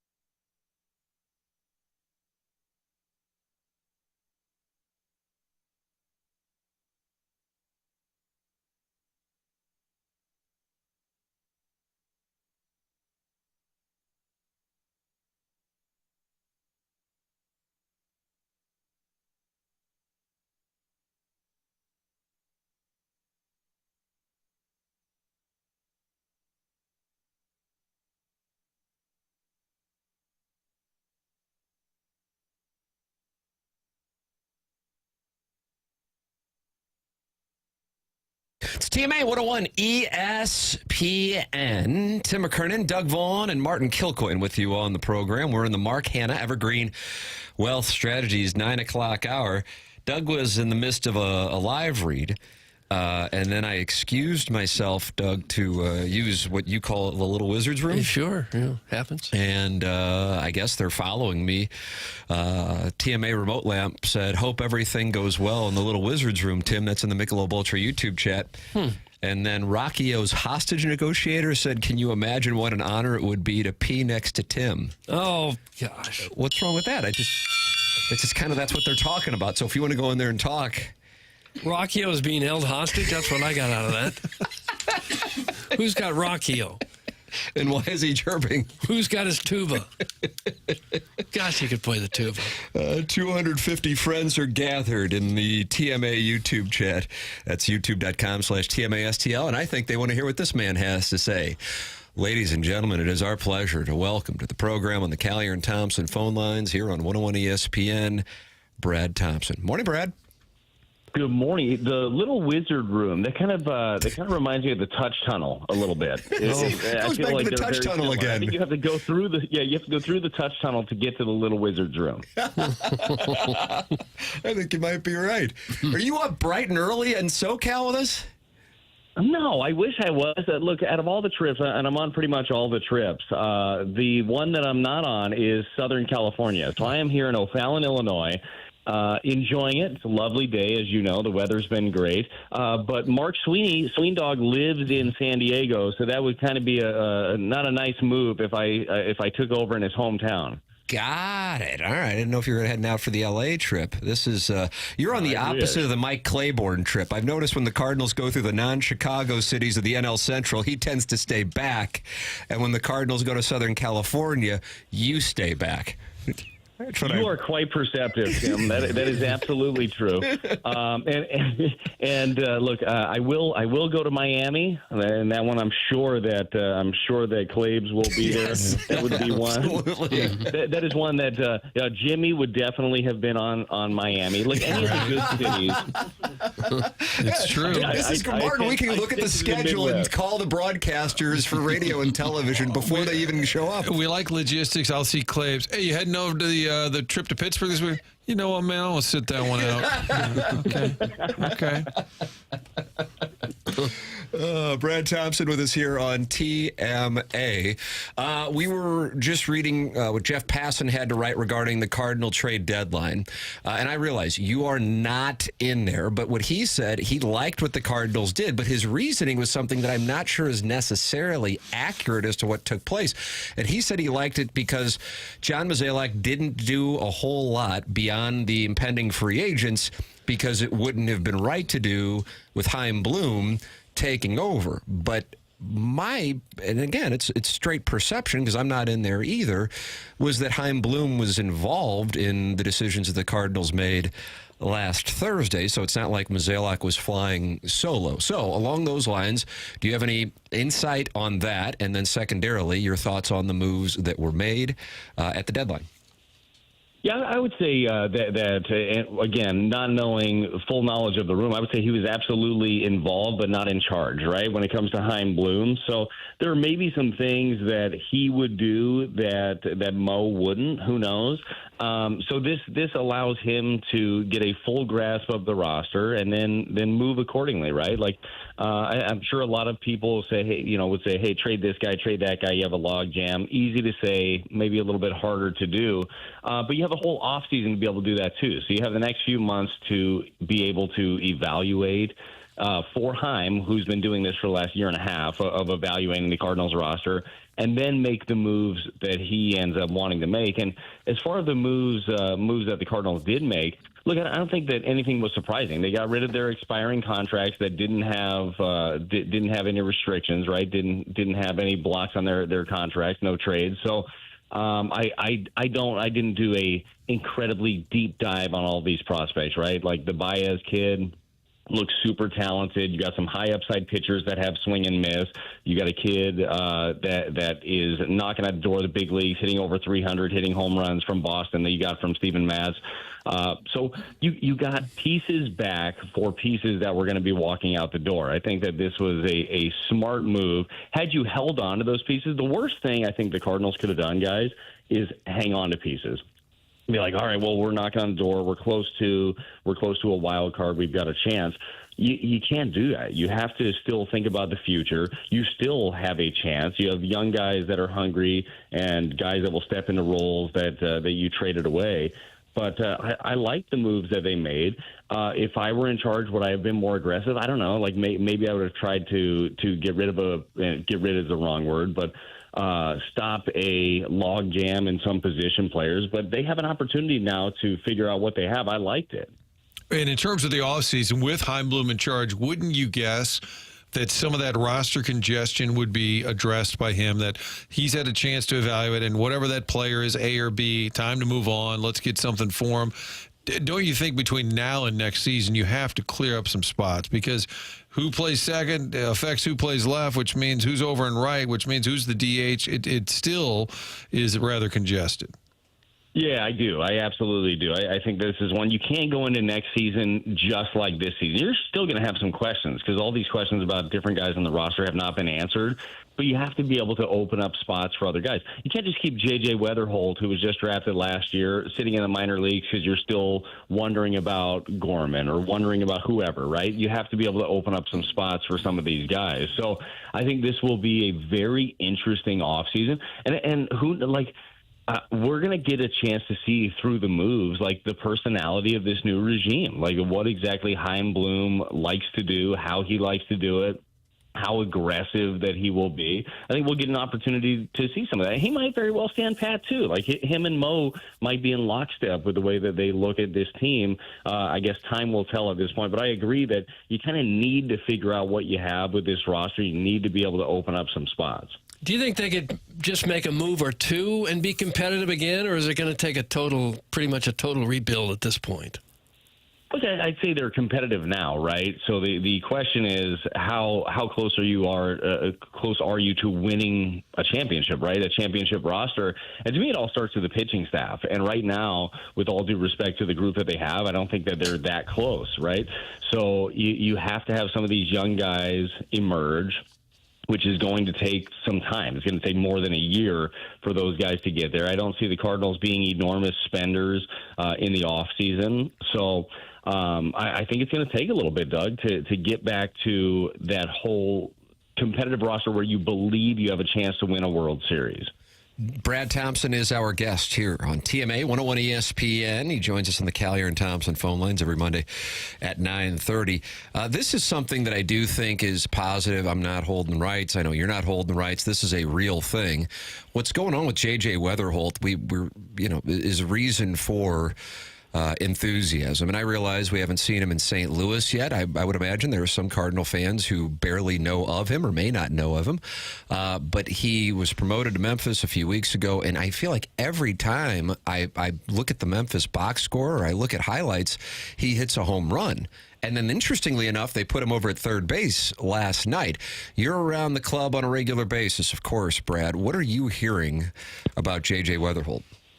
Yeah, nothing but great things. I mean, this kid is only 22 years old, again, just drafted last year, and he is lighting the world on fire. And when you're watching these highlights, right, when you're seeing him hit home runs, the thing that stands out to me is that a lot of them are the other way. And we saw him in spring training hit an opposite field home run. This kid has got big-time power. He's got patience, and he's got it all. Look, he's playing shortstop. He could play third for you. He could play second. But he's hitting over 300 on the year. He's got 13 home runs. I mean, he's doing everything that you would want him to do. So at some point, you would love to be able to open the door for J.J. Weatherholt. Now, we'll see how they look at it, right? Do they do what they did with Mason Wynn a couple of years ago? Do they open the door in September and say, hey, we're going to call this kid up. He's going to be a part of our future. Do they wait till next year? But there's nothing more that he can do than what he's doing right now. I mean, first-round pick out of West Virginia. I know that they say it every year with the draft, right? Like, I can't believe he was there. From talking to other teams and talking to different scouts, like, they were this was a kid that could have gone 1-1 had he not had some lower body injuries the year before. I believe he had a hamstring issue. So scouts love him. Evaluators love him. It's not just a Cardinal fan. I know we overhype the prospects. Every team does it, and then they get to the big leagues and everybody's mad. But this kid seems to be, at this point, he's checked every box. He's the real deal. So I'm looking forward to seeing what J.J. Weatherholt has in St. Louis. Tim, as you mentioned, it's different when you get the third level on all these ballparks. It's different when the lights are bright, when the microphones are in your face. But he handled it all very well in spring training, and I can't wait to see what it looks like in St. Louis. What's your gut in terms of Arenado? When will he be back? And I know you're not part of the medical staff, but it did seem like a guy who's been having a rough July. Might have been on the move at the deadline, didn't happen. Maybe a little disappointed now that it didn't happen. Do you think, I mean, we don't know the medical status of this, but would you expect him back at some point here? Well, yeah, I'm definitely expecting back at some point, but yeah, Martin, I can't speak to when. With him, I don't know exactly what he's dealing with physically. I don't know how long that's going to take. But in the meantime, what it's going to do, and it stinks for a player that is heading to Cooperstown, what it does is open up some opportunities. You're going to get a chance to answer some of those questions here, whether it's for another week, 2 weeks, a month, I don't know, again, with Arenado, but questions that need to be answered going into 2026. So you'd love to have him back. You certainly love having his presence there. It's disappointing, but yeah, I'm not sure what it's going to take for him. I do know this, like your best lineup, even though with the numbers that he has this year, I know offensively it's a down year across the board. Your best lineup still has him in it. So hopefully he ends up getting better sooner rather than later. How hard is it for those veteran players to keep plugging along right about now when it's pretty clear your team's not going anywhere and you're still staring at 2 more months of season to play? Is that a difficult thing to get up every night? It shouldn't be. Honestly, it shouldn't be. It's your job. Like, it's a professional pride. So if you have a hard time getting up for things, and if it's an issue for you, then I think you're in the wrong sport. Honestly, like you should be doing something else. This should be something where it's easy to get up. There is that. You still got the name on the front, the name on the back, and you want to respect both of them. So I don't think that it's something. I mean, there are times where it's disappointing. There are times, and Arenado's been through that. He went through that in Colorado, and obviously he wanted to change, and he was vocal about it. And we've seen some of that here as well. But it really shouldn't be something that is hard to get up for a baseball game. That's your job to be able to do. How about the job for Ali Marmol? You take away 3 pieces in the bullpen. He knows the deal. He knows the drill. What do you think the approach is when the team knows they're not contending anymore? How that changes his job, too? Because I think for the bulk of this season, they felt they were still, at least somewhat in it. Yeah, that job gets a little bit harder, for sure. And I would say this, and I'm sure that Ollie has said this, he does not approach it as if they're not contending. Like, he looks at it as they're contending every single day, and that's the way that you have to look at it. If you're a player and if you're a manager, and by the way, that is the truth, right? Even though you traded off 3 pieces, it doesn't mean that you can't go make a run. We talked about it last week. You look what Detroit was able to do a year ago after they sold off, and then they went on a run. Like, that happened. You're still competing at the big league level, but now it's other guys that are jumping into the mix. So it gets a little bit more difficult when you're throwing guys into bigger roles, when your back end of your bullpen is no longer Helsley, Maton, Matz bridged a little bit of a gap for you. But that job gets tougher, and you're going to find out how guys respond. We've seen guys in the past, 8th inning, they look awesome. 9th inning, they're terrified. Like, that's a thing. That's a real thing. So we'll see exactly who emerges, but I guarantee you that Ollie, this staff, is not looking at this as, all right, well, we're not competing, let's just throw some stuff out there. They're looking at it as, okay, these are the pieces that we have. And as we know, the front office is making the roster, right? It's not the coaching staff. So these are the pieces that we have to play with. How do we make these pieces better? And that is going to be a big key, whether it's position players or pitchers. And then how do we win with this group? I guess one of those key pieces is Herrera. They got to keep that bat in the lineup. You think he can make it as a left fielder? Does he look all right out there to you? Yeah, I think so. I mean, Dougie derailed him. The Herrera question was more than he could take. Okay. Papers, is he gone? One moment. Okay. Tim, Someone tripped over a core. Ben Boyd may have cut it with 10 snips. Wow. Is he still out to get us? Yeah, I he could see did that it for being the years. case. Boy, the Herrera. Brad I think Thompson it specifically is back. said in the dossier, no questions about Herrera, Doug. Okay, But sorry. you did it anyway. Hello, Brad. are you guys there? Now we hear you. Jackson Yeah. disconnected you. Oh, He good. didn't like that take. I don't know. Someone this tripped was over a the wire. Herrera question, right? Yes, Herrera. Can he make it as a left fielder? Look, I don't know what happened there, but yes, I think so. Right? Like you look at exactly. He's a good athlete. Like a lot of people didn't think that Contreras. Oh, I might raise my hand on that one. Would make it as a first baseman. He's been awesome over there. I think that Herrera. He's a guy. I know he didn't play the outfield since he was 14 years old. I mean, why not wait a decade and then pop him back into the big league level? The bat plays, right? So I think that he will be very serviceable in the outfield. With more and more work, he'll get better and better. Like we saw a couple of years ago, Walker, who was a third baseman, make the transition to the outfield this year. He's been a heck of a lot better in the outfield because he put in the work and he cares about it. I think that if that is the role in the future for Herrera, who says he still wants to catch, that he'll be fine out there. What did you guys think about the initial thought of him in the outfield? Loved it. I loved it. I was so thrilled when I saw that lineup last week. And it wasn't necessarily, Brad, about the fact that he was in the outfield. It just was something that was for this era of Cardinal baseball, where I feel like there's been, I don't know if the right term would be satisfaction with the present or resistant to change for the future. This was a move that I would describe as coloring outside the lines and trying to take action now for the greater good in the long term. So even if it didn't work out, I like that they were trying it, and I was a huge fan when I saw it. Yeah, I would agree with that. It's something where you have to take some chances here and there. Look, at the best spot for him would likely be DH, but you can't lock up that position to one guy, especially in the summer where it's hot as can be. You got to get guys off their feet. That has to be a spot where guys can churn in and out of that. You keep their bats in the lineup. So you take some chances. You figure out if he can do it, and I think that he will be just fine. Again, the instincts are not going to be there yet. The reaction's not going to be there yet. Keep putting in the reps. He'll be fine. I'm very interested to see what the future looks like for Herrera. He's a bat-first catcher. Pajes behind the plate has been better than he is. You got a couple of prospects that are knocking on the door. You got 2 of your top 10 prospects that are catchers. So all of a sudden, after 20 years of Yadier Molina, you have, I won't call it a logjam, but you have depth at the catching position, but the bat plays, right? This is the guy that has hit everywhere you've put him. So his bat's going to be in the big leagues. His bat's going to be in the lineup. We'll see where he ends up on the field.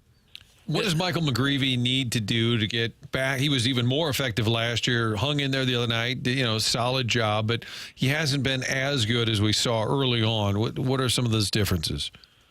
You know what I think it is the league knows you now, right? Like all of a sudden you've been around a little bit, they've dug into it, and it is the adjustments accordingly. Michael McGreevy's got really good stuff. He's got good demeanor, but he's not going to be overpowering. He is not a swing and miss stuff. He wasn't a swing and miss stuff when he was drafted in the first round.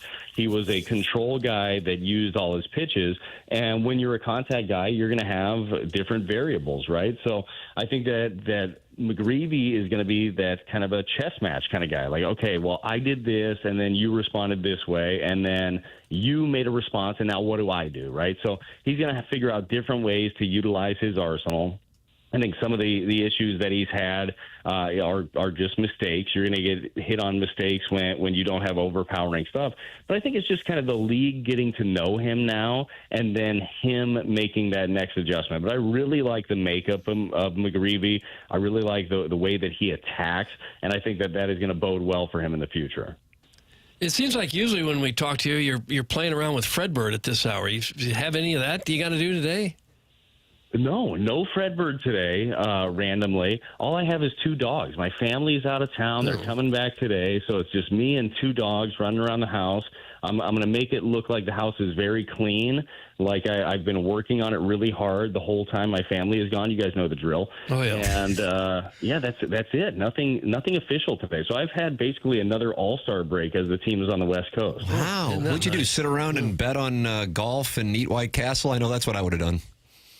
I think that sounds great. Maybe I should start doing that. Yes, start doing it to welcome them home. Yeah, that aroma would be fragrant as they re-enter. Yeah, that's the play. Cardinals and Cubs this weekend. Cardinals and Dodgers now. And we'll see what transpires here with any moves and any of the younger players potentially seizing the opportunity. Brad Thompson giving us his perspective here on Mondays on TMA. BT, we always enjoy the conversation. Thank you so much, man. Thank you, gentlemen. I'll see you next week. Thanks, Brad. It's Brad Thompson with us here on the Callier and Thompson phone lines, giving us his perspective on the trade deadline. This could be a tough week if you're going against 2 of the best teams in the league. You've really got the pedal to the metal, both the Dodgers and the Cubs. And the Cardinals just kind of, I don't know, it kind of feels I like don't even know what to say. It kind of feels like they're going through the motions at this point. Rockies will be here. Yeah. Good evening, sports fans. Doug Vaughn here with your Sportscast. Our top story tonight, John Jay will be back tomorrow. Here's him getting a hit in 2012. That was it. That's journalism. It is. Buried deep in the dossier, though, Jackson points out that Mason Wynn's middle name is Blaze. Did anyone know that? Doug did not know that. I did not know that. So then in the dossier, Jackson writes, Mason Wynn's middle name is Blaze. Watch this. ... Mason Blaze Jordan Walker. Mason Blaze. That's like Neil Allen Craig Paquette. Yeah. Gosh, it's Mason so Blaze Jordan Blaze Jordan Walker. Wow, Yeah, I like think that. about that. You were pretty proud of that because you did ... right after. Yeah, Were you thinking of Neil Allen Craig Paquette? Yep, that's exactly Former what fan page moderator. That was my entire inspiration for it. So, did you watch that, Doug? No. Watch this. Wouldn't you think you could do that with lots of names if you just looked at the middle, if you're including middle names and everything? Feel free to do the work. Yeah. Jeez. Opportunities right in front of you. Okay. Timothy Michael Jordan Walker? Bueller. Ferris somewhere there. Yeah, Ben Stein. This is fun. Okay. This is fun. Bueller, Ferris. Yeah, see? You know what else is fun? A big-time sportscaster is retiring and then moving to Italy. Is anybody aware of this? Moving to Italy. Yeah. Well, you're going to find out who. Oh, okay. Wow. You are a little champion today. And why. And if he's concerned about access to watching games, next, here on The Morning After, presented to you by Brian and Crouppen, 101 ESPN.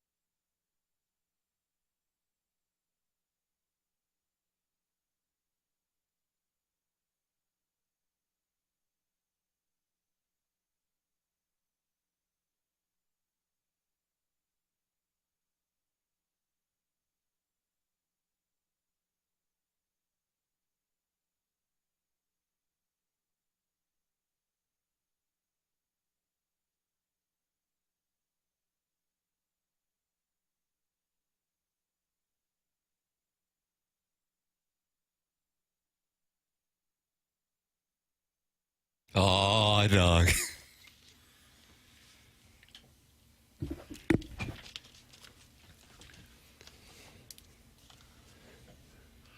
Tell Jameson we've got an answer to the most hated song. I have to tell you, I was about to say. That's why I'm playing it.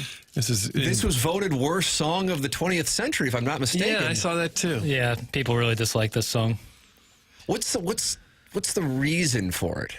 And I know I'm asking you as if you know because it predates your birth by 11 years.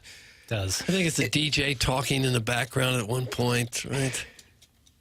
Kind of hackneyed. Also, I mean, Jefferson Airplane predates me, but Jefferson Airplane was like part of the, hippie movement, Haight-Ashbury. And then all of a sudden in the 1980s, they're doing this. Probably like a sellout thing, kind of. Yeah, I think. Yeah. It was named worst song of the 80s by Rolling Stone. Worst song of the 80s, not the 20th century. All right. I think Benny and the Jets by Elton John is one of the worst songs. Oh, I like that song. And then, that's because of what Benny Agbayani did to the Cardinals in the 2000 NLCS? Benny Agbayani bears no responsibility for that at all. But they used to play Benny and the Mets. But almost everything Elton John did was great, except that came out of nowhere. Like, what in the world is that mess? We built this city's lyrics are mostly incomprehensible gibberish. The singing barely from Harrison's brother Master. I believe it's somebody who did a Reddit on the Rolling Stone review. It's also what, as Joe Buck pointed out, when the Skippers event, Night of Champions, as soon as it ended, that song just started blaring in the background. We built this. And we're like, oh, God. Yeah, Grace looks real dynamic. Great lady. She was going to be here.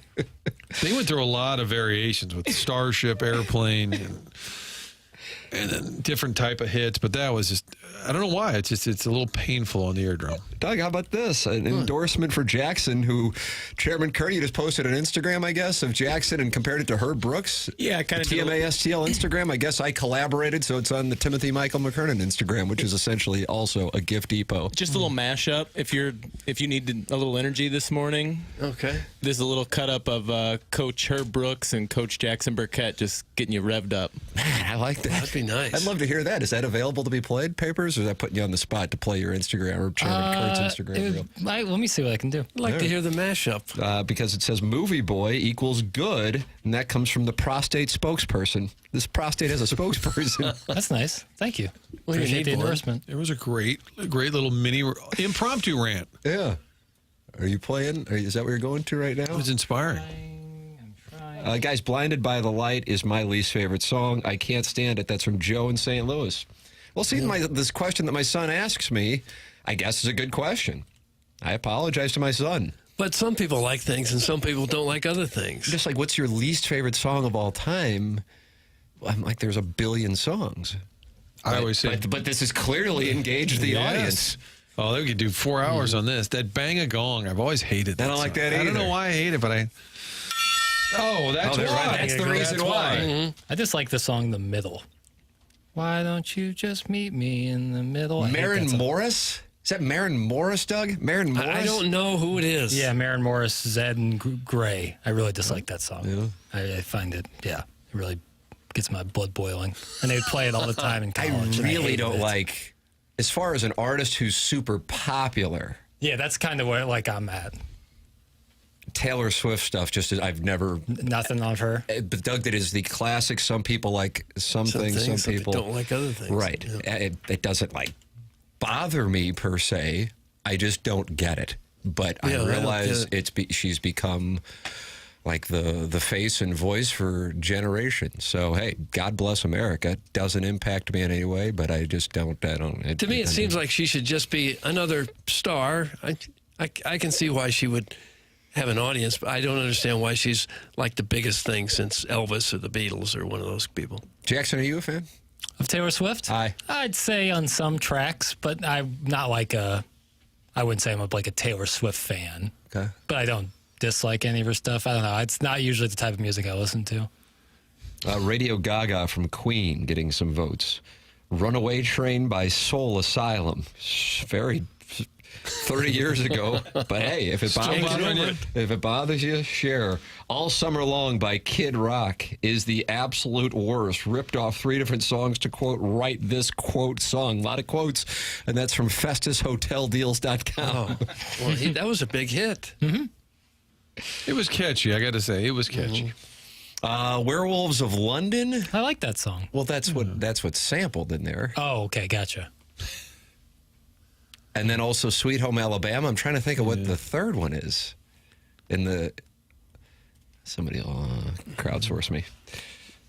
How was No One Said Friday by Rebecca Black? LOL. Yeah, I'd say that's the modern. Actually, version. people have said it. I'm just getting to them right I think now. it's like so bad that it's actually come back around.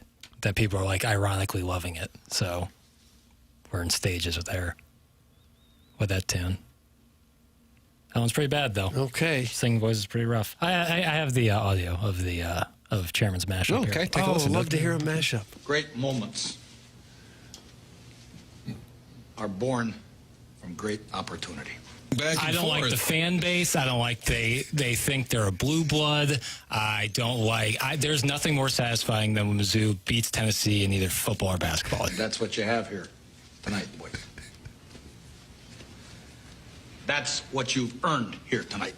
It's like them. It's fun to have a rivalry. Okay. If we just act like nothing matters and everything, oh, it's all okay. It's all just fun, whatever. Like, no, it's fun to get into it, you know? One game. If we played them 10 times, they might win 9. Sometimes you got to expose yourself a little bit and be out there and do something. If you just say everything, who cares? Life moves on. You'll die unhappy and it's nothing. You gotta believe in something, man. Not this game. Not tonight. I believe in the Missouri Tigers. Okay. And sometimes that means unjustified hate of other schools. Tonight, we skate with them. Tonight, we stay with them. And we shut them down because we can. Get with it or get lost. Oh. We. Wow. I think Jackson's is more inspiring. I'm sorry. Apologies to Herb Brooks / Kurt Russell. I think Jackson's will make you run through that wall. More energy. Yeah. Definitely more energy. Mm-hmm. I deep teased this, Martin. I know you have onboarding, but I gotta make sure we get to it. Do you know the sportscaster who is retired? National sportscaster, been in the industry for decades. He is retiring in 2 years and relocating to Italy. This is an American gentleman who I do not believe has any Italian ties, by the way. Initials. DP. Dexter Pennington. He's leaving for Italy? I love the name. Never thought he would We go. got to bring the name Dexter back. Dan Patrick. Yes! Okay. He was on Pardon My Take. Martin, did you know about that? I did not. I'm surprised a 2-year announcement is necessary, though. That's kind of a long farewell. He's pushing 70, I would think. Mm-hmm. I'm going to put him at 68. What do you think, Doug? I'll say he's about 60. I'll say 69. I'll say 65. You're right! 69! Oh, is he really? Okay. Here he is with Big Cat of Pardon My Take on his decision and then whether or not he's going to be able to watch games and his level of interest anyway. Are you worried about... Well, that was short. I thought we'd get a longer cut than that. All right, hold on. All right. Start fresh. Talk over it the whole time. Are you worried about getting all the games, being able to watch the games, and 2, are you worried about all the perverts? A lot of perverts in Italy. There's perverts all over. Yeah, Italy's got a lot of perverts. They elect a president. Listen, my kids are a quarter Italian. I can say this.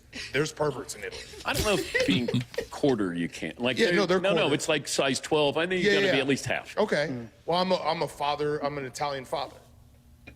I have children that are Italian, so I'm an Italian Okay, father. all right. I guess a loophole. So are you worried about that? No, I'm not. And I'm not worried about the games either. Okay. Are you really? Are you going to watch the games? I don't know. That's crazy to me because you gotta escape it occasionally. Yeah. Because if I'm at home and my wife would say, "Are you going to watch blah blah?" and I'll go, "I'm watching Diners, Drive-ins, and Dives right now." Like I'll get to it. Because if not, you never get away from it. Ciao tutti. What was that at the end? What was that? Oh, it's an Italian salute? Full transparency, Chairman, because we cut it during the show, so Chairman cut that audio so he can speak more to that. What did the gentleman say? I don't speak Italian, but I just wanted a little sounder on the end so you knew it was over. Okay. And what did he say there? Ciao tutti. Oh. So Dan Patrick doesn't really care if he has access to sports while he is living full-time in Italy, which he will be doing in 2 years. What part of Italy is he going to? I need to know more about the Italy I know, choice, that's less kind of about whether you can watch games or not. I don't care. Why Italy and where? I like to live on Lake Como. It seems pretty sweet. You and Clooney? Well, I'm sure he's made a fortune, could live wherever the hell he wants to live. Yeah. Yeah, he will be 70 next year. With just an internet connection, you can get all the games, right? If you pay a subscription. The VPN, some countries might have different rules based on American broadcasting. I'm not sure. I think you go to Italy. I think you can figure it out. Yeah, if you're moving to Italy, you're not like I'm moving to Italy so I can also stay in tune with American sports. I'm sure he'll watch the Cardinals and Rockies next week if he's in Italy. Yeah, I mean, there's obvious exceptions. Missouri and Central Arkansas would be one of them. Did he say if he's hanging up his radio shows, he's just he's shutting it down. He's retired? retired. Yeah, he's retired. Well, what do you care about the games for then? Right. Now, I wonder, 2 years from now, I think he left in 07, so maybe he's trying to do a 20-year run of his own show. That's the only I can think. He's only been doing it since 07? I thought it went back longer than that. I think that's when he bolted ES because we had Remember that was considered like a really, you're right, Martin, it was 2007. So 2 years from now it'd be 20 years. I wonder if that's what he was going for. But that was bold. Left ESPN. Remember he got into a pissing match with Cowherd, who called him sort of lazy as a host or something. And really? Dan Patrick, who rarely gets really ticked off, was like, listen, you go out on your own. You quit and start your own thing. That takes guts. They had a whole feud because Cowherd was bragging how he was better prepared than Dan Patrick. I'm like, well, it doesn't mean the show's better. Yeah, exactly right. I put like Patrick in the same category as like Rich Eisen and like Bill Simmons, where it's blending sports and culture all into one thing. And I think that's... Levitard does it. Levitard, yeah, that's another great addition there. Yeah, I think that it's like not just pure sports guys. And I don't know, that to me resonates That's why more. it's been successful. Yeah, resonates more. But Doug, he will not be watching games in Italy, minus the Cardinals and Rockies. Would you? Would you go to Italy? You moved to Italy. You want to get away. Just live your life. It'll be the middle of the night when the games are on anyway. What about the level of perverts?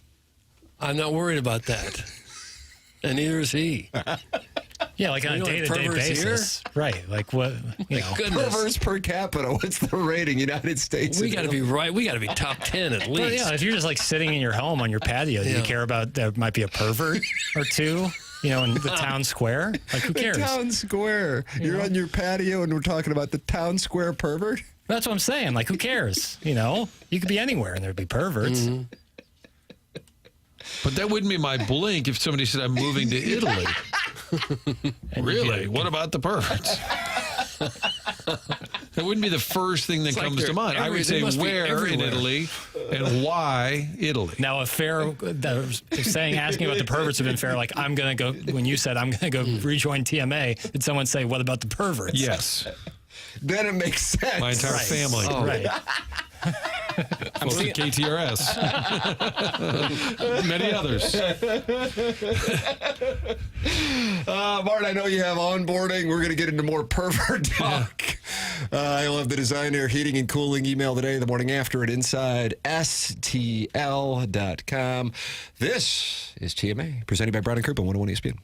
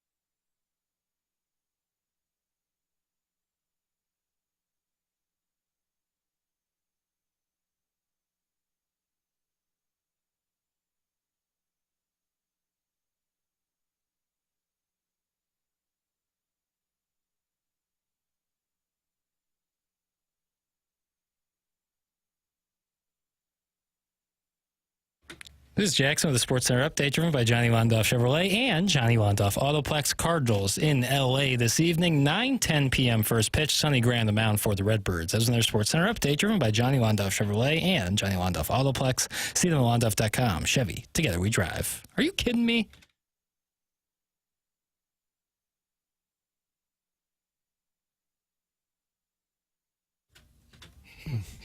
Yeah. Yeah. Not a fun theme. This is another 2000 NLCS theme. Yeah, I remember Cardinals barking in their clubhouse for a year or two there. Who let the cards out? That's right, 2000 NLCS. Mets had Benny and the Jets. Benny and the Mets. Cardinals had who let the dogs out, who let the cards out. It's TMA 101 ESPN. Tim McKernan, Doug Vaughn, Chairman Kurt slides into the dais when Martin goes to onboarding. Jackson Burkett with you on the program. They are not happy about the discussion on Dan Patrick and the perverts. I don't know if anybody's asked for that nickname yet in the text inbox. Jackson. I see. See some other hey, requests. Jackson, please change my name to Grass is Greener. That's from the 573. And guys, John Talty just released a Mount Rushmore of perverts per capita, and it was Italy, France, Thailand, and Paul Reiser. That's from Mr. Paul Slade, Reiser. a.k.a. Colin Big Pervert. Paul Reiser, of course, star of My Two Dads and a supporting role in Whiplash, which Jackson says should have won Best Picture. Yeah. And I think I agree with him. And he's a real, loser in Whiplash. Oh. He does. He plays the loser dad. Kinda. He's that's frustrating. Seems like a nice enough guy, though. He's really nice. I know. Jackson just called him a cuck. I love Whiplash, and it's just he's a real drag every time he comes on the screen. Miles Teller's dad.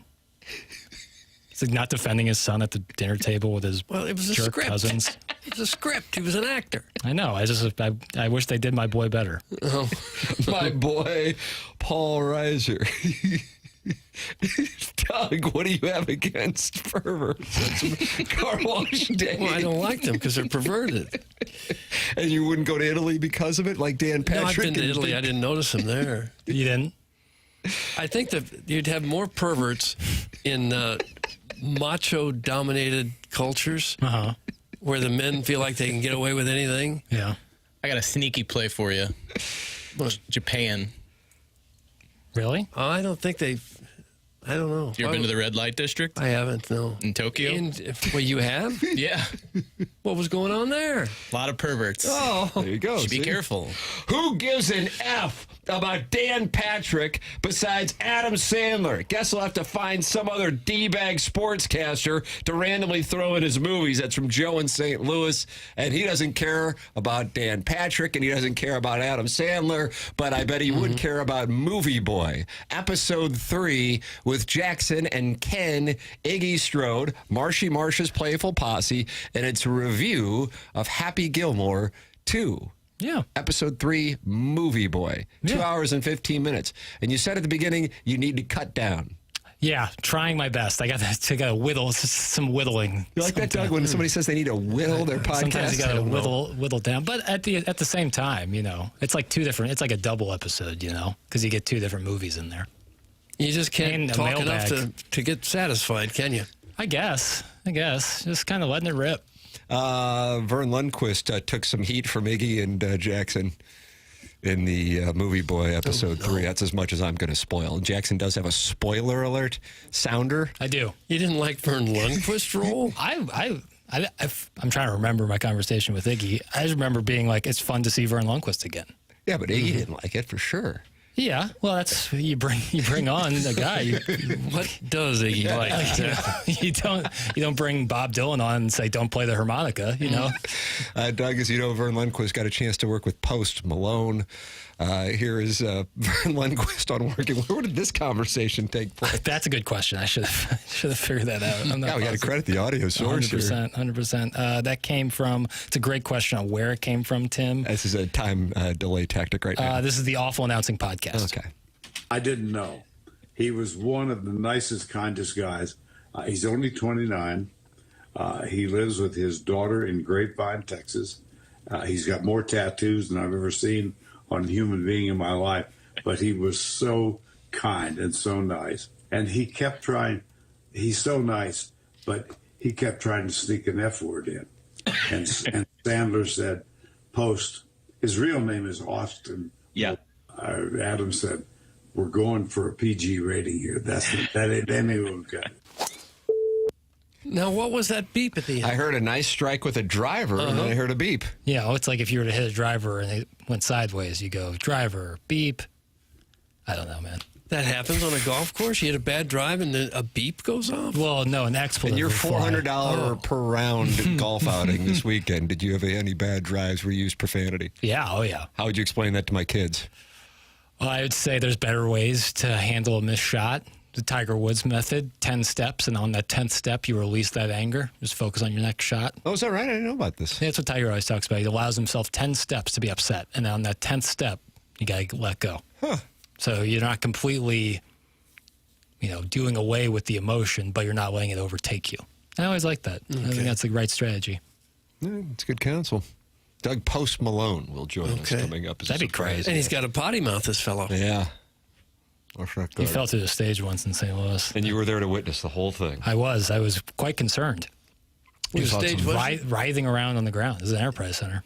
He just went right through the floor. He did. Yeah, a hole in the floor, right down. I was like, oh my God, he broke a couple of ribs, I think. Got the Design Air Heating and Cooling email today coming up here in about 20 minutes. Email in the morning after at InsideSTL.com. I still need the self-made stay-at-home Ledoux mom's Venmo to send her $50, but we have not received it. We also have not received her audition for the Real Housewives. It's a guy.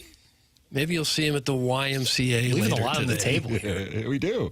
A lot to come, Jackson. It's TMA 101 ESPN.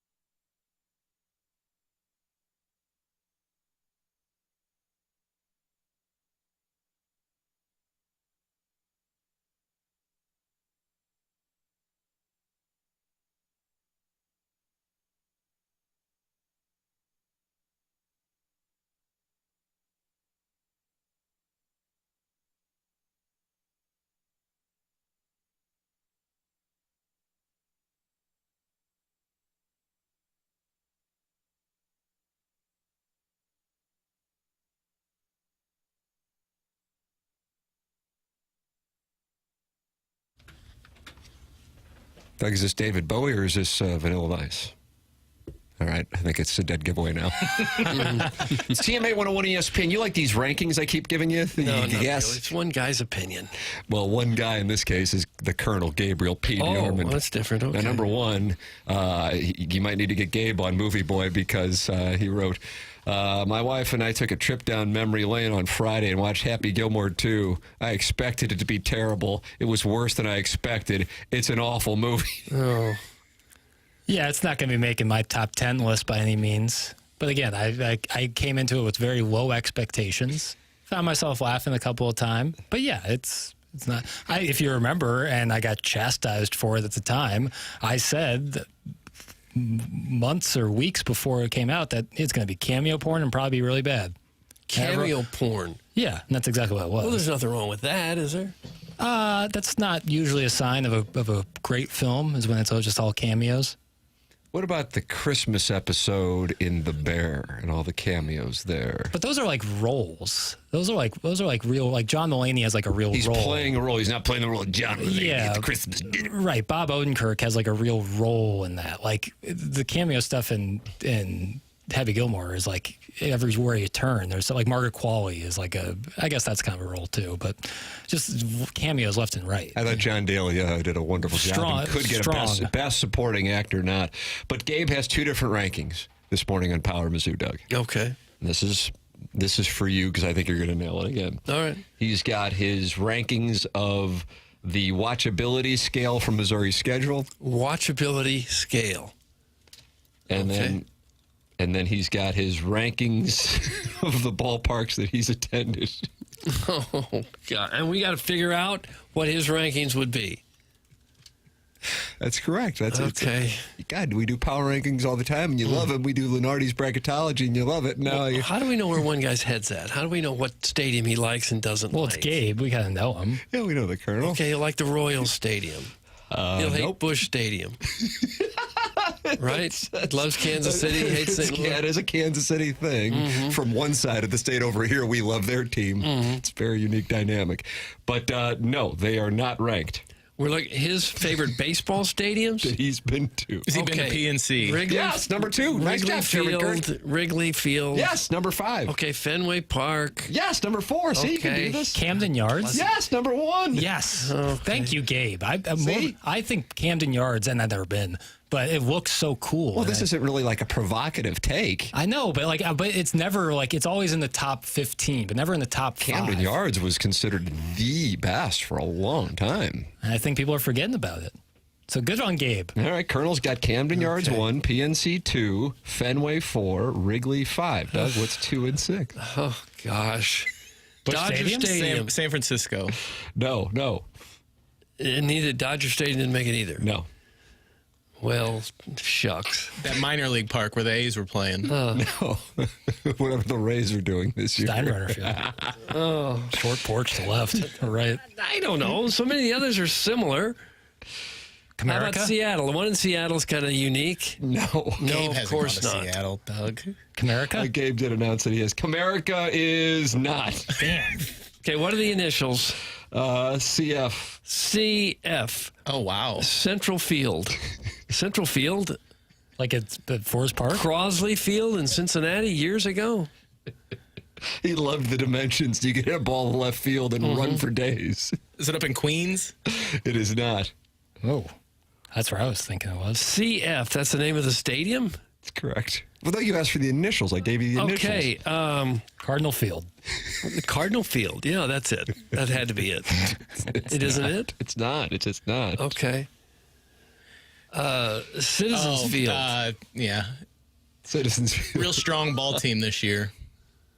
The second letter. Coors Field. Coors Field is correct. It had to be a field. It had to be. Well, we got that. Okay. So we're done with this now. We're looking for number 6 now. We're not done with it yet.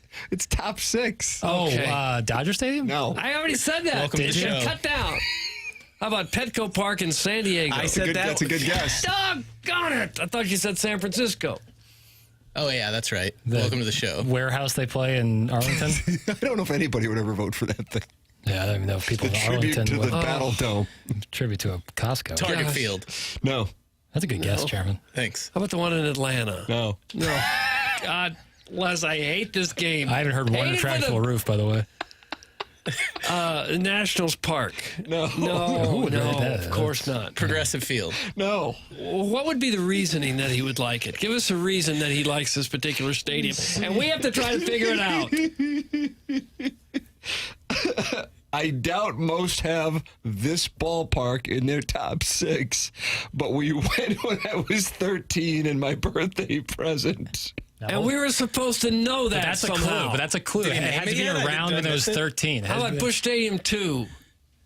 No. No, a Kansas City person would never support anything going this way. Okay. So if it was around when he was 13, that means it's got to be around in the late 80s. The Astrodome is not it. No. It's a Minute current Maid ballpark. Park. It's a current ballpark. Minute Maid Park. No. No. I'm running out of parks even to guess. Cleveland. No, we already said it. No, Detroit. No, we I'm already just said it. throwing out cities at this point. We guessed the Yankee Stadium. No. I threw that out years ago. It felt like it. Philadelphia stays. Citizens. That hasn't been around long enough. It's got to be around 13 years. Yeah. It's got to be around when Gabe was 13. Haven't we listed every major league park at this point? No, not even close. Tampa. No, it's got to be around. We got to think of older ballparks. Can I get a division? I don't know. I feel like you guys are starting to get hot. We're circling it. So close. Damn it. There's nothing else around these parts. Toronto. Rogers Center. Rogers Center. Is that it, Toronto? Nice. God. Nice. Shout out to And the we were Six. just supposed to know that somehow. Nice. That he Who's went got there. the other 5? They have a hotel in there, Doug. I know. And they have a cuck suite apparently up in left field. I think they will. Yeah, I think it's a hotel room. That was fun. That has a cuck chair. See? That's a wonderful, wonderful, I bet shows across the country are doing games. Certainly Canada, after getting that mention. Maybe that's a marketing idea for the Cardinals. They can put a little hotel room out in left field and invite people to go. You can just kind of spy in to see what's going on. You could essentially have the Ritz-Carlton do the whole upper deck at this point. It isn't going to be occupied by anybody else. Similar clientele. Email in the morning after InsideSTL.com for the design, air, heating, and cooling email today. This is TMA 101 ESPN.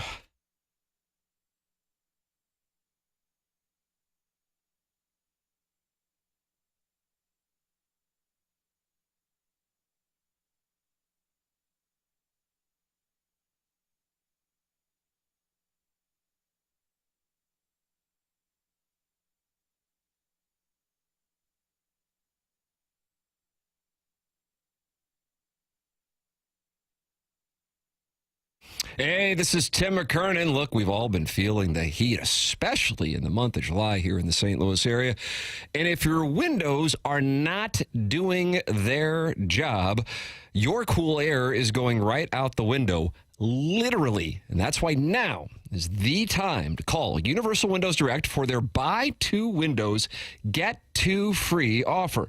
And the best part is you'll pay no interest over 5 years. Their super spacer technology will keep the hot air out and the cold air in. Call 314-334-2522 or visit universalwindowsdirect.com to schedule your free in-home estimate. It has been brutal this summer, in particular over the last month up until we got some relief here 4 days ago.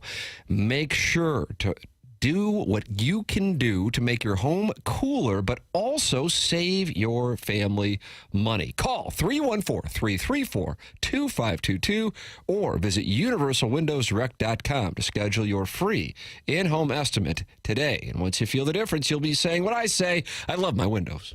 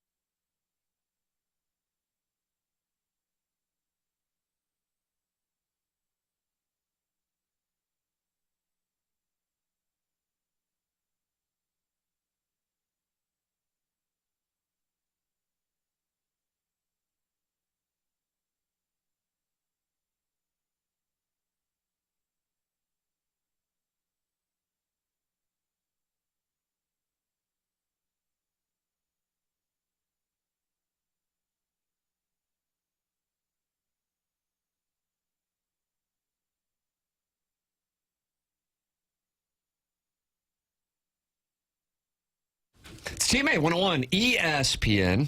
Coming up, Design Air Heating and Cooling email today. If anybody knows the self-made stay-at-home Ledoux mom, I owe her $50 for winning the Design Air Heating and Cooling email today on Friday, but I do not have her Venmo, Doug, so I'm trying to get her paid. He's a guy. He lives in Granite City, works in the steel industry, and just dreams about being a Ledoux mom. That's what it is. The monogramming business. Mm-hmm. Doesn't monogram anything. It works in stamp steel? a piece of steel. Yeah. That's what he does in Granite It's not City. monogramming? I wouldn't think so, no. Okay. No. Mm-mm. I have my suspicion. You want a trivia question real quick, Doug? Okay. Last time the Cardinals did not have a 20 home run hitter on the season. Last season? 1982. What'd you say? 1982. No. Wow. A little more recent than that. Wow. 2007? Going back further than that. So in Busch Stadium. 94. I didn't count that season. Yeah, I don't think you count that. All right, that's a tell for me. But I wanted to count it. That's a tell for me. 93. I was going to go 92. 1991, Todd Zeal led the team with 11. Oh, gosh. Oh, boy. And they still won 84 games. They won 84 games in 91. Doug, who won the NLSD 91? Go. In 91? Yeah. Was that the Reds? No. Jeez. We got to do show prep around here, man. We just got to start. Well, I didn't know this was coming. Was this the NL Central at the time? NL East. Was this the Phillies? The Phillies, right? Because then they No. go World Series? Oh, no. Oh, God. This list every team. This is like Gabe's list of stadiums. How did we not get the Rogers Center? Is the Mets? No. Braves. Born in division. Oh, well. Okay, well, that's enough of that question. Well, now I want to know. They won back-to-back who division titles. And back-to-back-to-back, as a matter of fact. In What are we 91. doing? 90, In the 91, 92. The Pirates? Yes. Okay. Show prep, man. Also, there's only one team with a winning record in the regular season against the Yankees all time. You know who that is? Pirates? Nope. Oh. It's probably an interleague thing. We're up against the clock. I'm just going to tell you. Well, don't get impatient with The me. Florida Marlins swept them this weekend. They're the only team with a winning record in the regular season against the Yankees. Oh, Really? nice. Fun facts, no one tell. Okay. Well, you brought a couple of nice trivia questions. Mm-hmm. Griff 2 disagrees. He says they won the World Series in 82, and the highest home run total was 19. Right, but Kurt said most recent. Right. Griff 2, you can call in. I love the name. Griff 2. 974. Well, the 010. 91, that would have been before the big steroids hit baseball, and guys were still slapping around the park and running. And the Cardinals hadn't moved the fences in yet. Yeah. It was right around that time that they did. Mm-hmm. Might have been 92, 93 when they did, as a matter of fact. And they put some flowers out there in center field and moved the fences in. Homer's Landing. Remember Homer's Landing? I do. That's where the media postseason press box was. For the ne'er-do-wells in television, anyway. Design Air Heating and Cooling email today coming up here in the next segment. It's TMA 101 ESPN.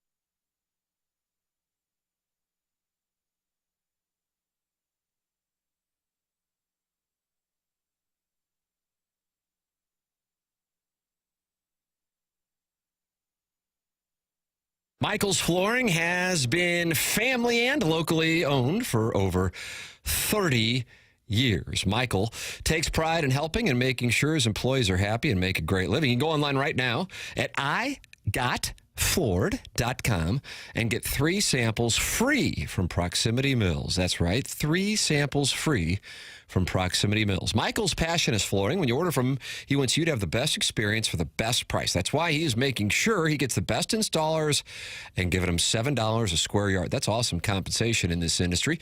Just come in or talk to them, and you're going to see the difference. They want to make sure they suggest the best thing for you, not pushing what corporate is telling them they have too much of. There is a reason he has continued to grow through the 31 years. Employees love working for him. and they feel like family, and he makes sure they are taken care of, and this then rubs off to the families buying the product as they know they have the best interests of the buyers. They have it all, and 3 easy-to-get-to locations in the St. Louis area, Creve Coeur, Darden Prairie, and St. Peters. Come see why people are loving getting floored by Michael. Make sure you visit igotfloored.com.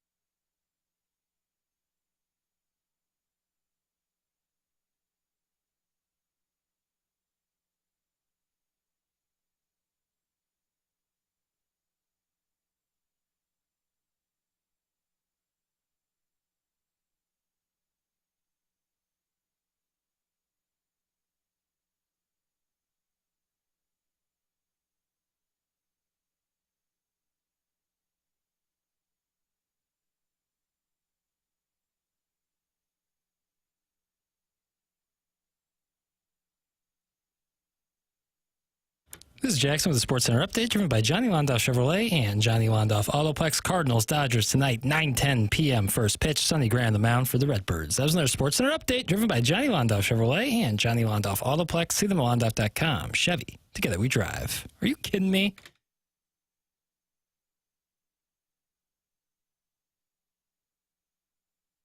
Low energy, low motivation, fatigue, tired all the time, weight gain, muscle loss, especially belly fat, feeling anxious, moody or irritable, lack of focus or mental clarity.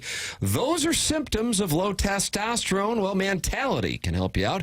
A local healthcare facility that specializes in helping men feel and perform at their very best. Mentality focuses on free testosterone levels, which many doctors overlook, ensuring your treatment is tailored to your body. If you are interested, visit mentalityhealth.com/radio to find out more information, or you may find a discount at mentalityhealth.com/radio. Do not let low testosterone hold you back. Be your best for yourself and for your family with Mentality. Doug, we got the Design Air Heating and Cooling email of the day coming up in this segment. Then BK and Ferrario take over. You know anything about Design Air?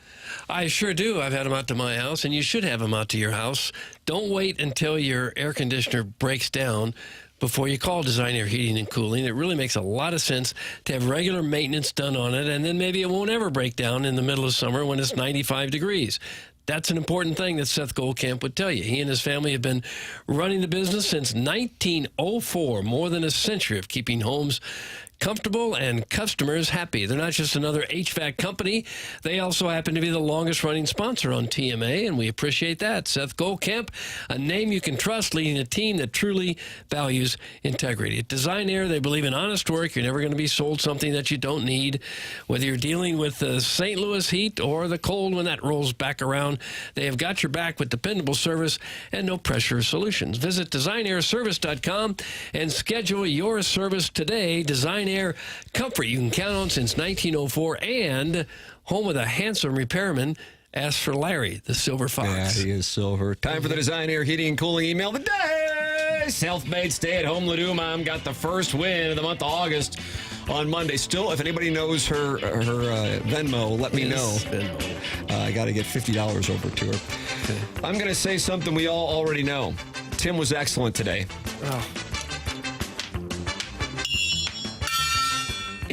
It was like Christmas morning, unmatched knowledge and pleasant surprises at every turn. Stop it. And with that theme, Doug Vaughn, with your khakis so tight, won't you do a split on my... Nope. No. Kevin Miller. No, it's actually Mary Tyler Moore, and then the last name's Thingwood. Mary Tyler Moore. That's ridiculous. Not in the clubhouse. Not a good email. Posted a number. Yeah, lowest number out there. Some people like to take a trip down memory lane. I prefer to take a trip up Future Freeway. It's January 2nd, 2026. Doug and I are sitting around in a hotel room in Memphis, still hungover from our wild New Year's Eve 2 nights prior. Doug's covered in oil. I've got nervous energy. We're both anxious about the start of the Liberty Bowl. But for different reasons. My Colorado Buffaloes are disappointed to have just barely missed out on the CFP. And Dougie's Tigers are pumped up to be back in the Liberty Bowl after an 8-year hiatus, going 7-5 this season. Doug is giving me one of his world-famous pregame back rubs, talking about how he hates the Mizzou uniform choice. Colorado's a 10-point favorite, which has become bulletin board material for Eli and friends. Dion versus Eli, a clash of the titans, so to speak. The stars are aligning for a magical day. To be continued. That's from Doug Vaughn's Oil Boy Tease Specialist. Okay, I didn't like that. Doug Vaughn's Oil Boy Tease Specialist. And finally, I agree with Doug. Delicious Timmy Blue Eyes fought like a champion today. Here is what went down with the Cardinals. Mazzelak controlled the expiring contracts as he rides off into the sunset. Chaim Bloom meant to look at trading some of the players under contract, but he got wrapped up in the Movie Boy podcasts and an intense Sudoku challenge with Mike Gersh. Bloom is currently is down 74-72, so trades were punted to next year. That's from Shooter McGavin, the vice president of the 6th worst song ever. Shooter McGavin. And that's what we have for the Design Air Heating and Cooling email. What you got? Even though I didn't care for it much, I'm going to vote for Doug Vaughn's Oil Boy Tease Specialist because it's to be continued. I'm going Mary Tyler Morningwood. I'm on the Oil Boy. Congratulations to married Tyler Morning. You have won the Design Air Heating and Cooling email of the day. Control Congress. It's valuable. BK and Ferrario are coming up next. For Jackson Burkett, for Chairman Kurt, for Martin Kilcoyne, for my brother Kevin, for Douglas Sullivan Vaughn, I'm Tim McKernan. This has been TMA, presented to you by Brown and Crouppen on 101 ESPN.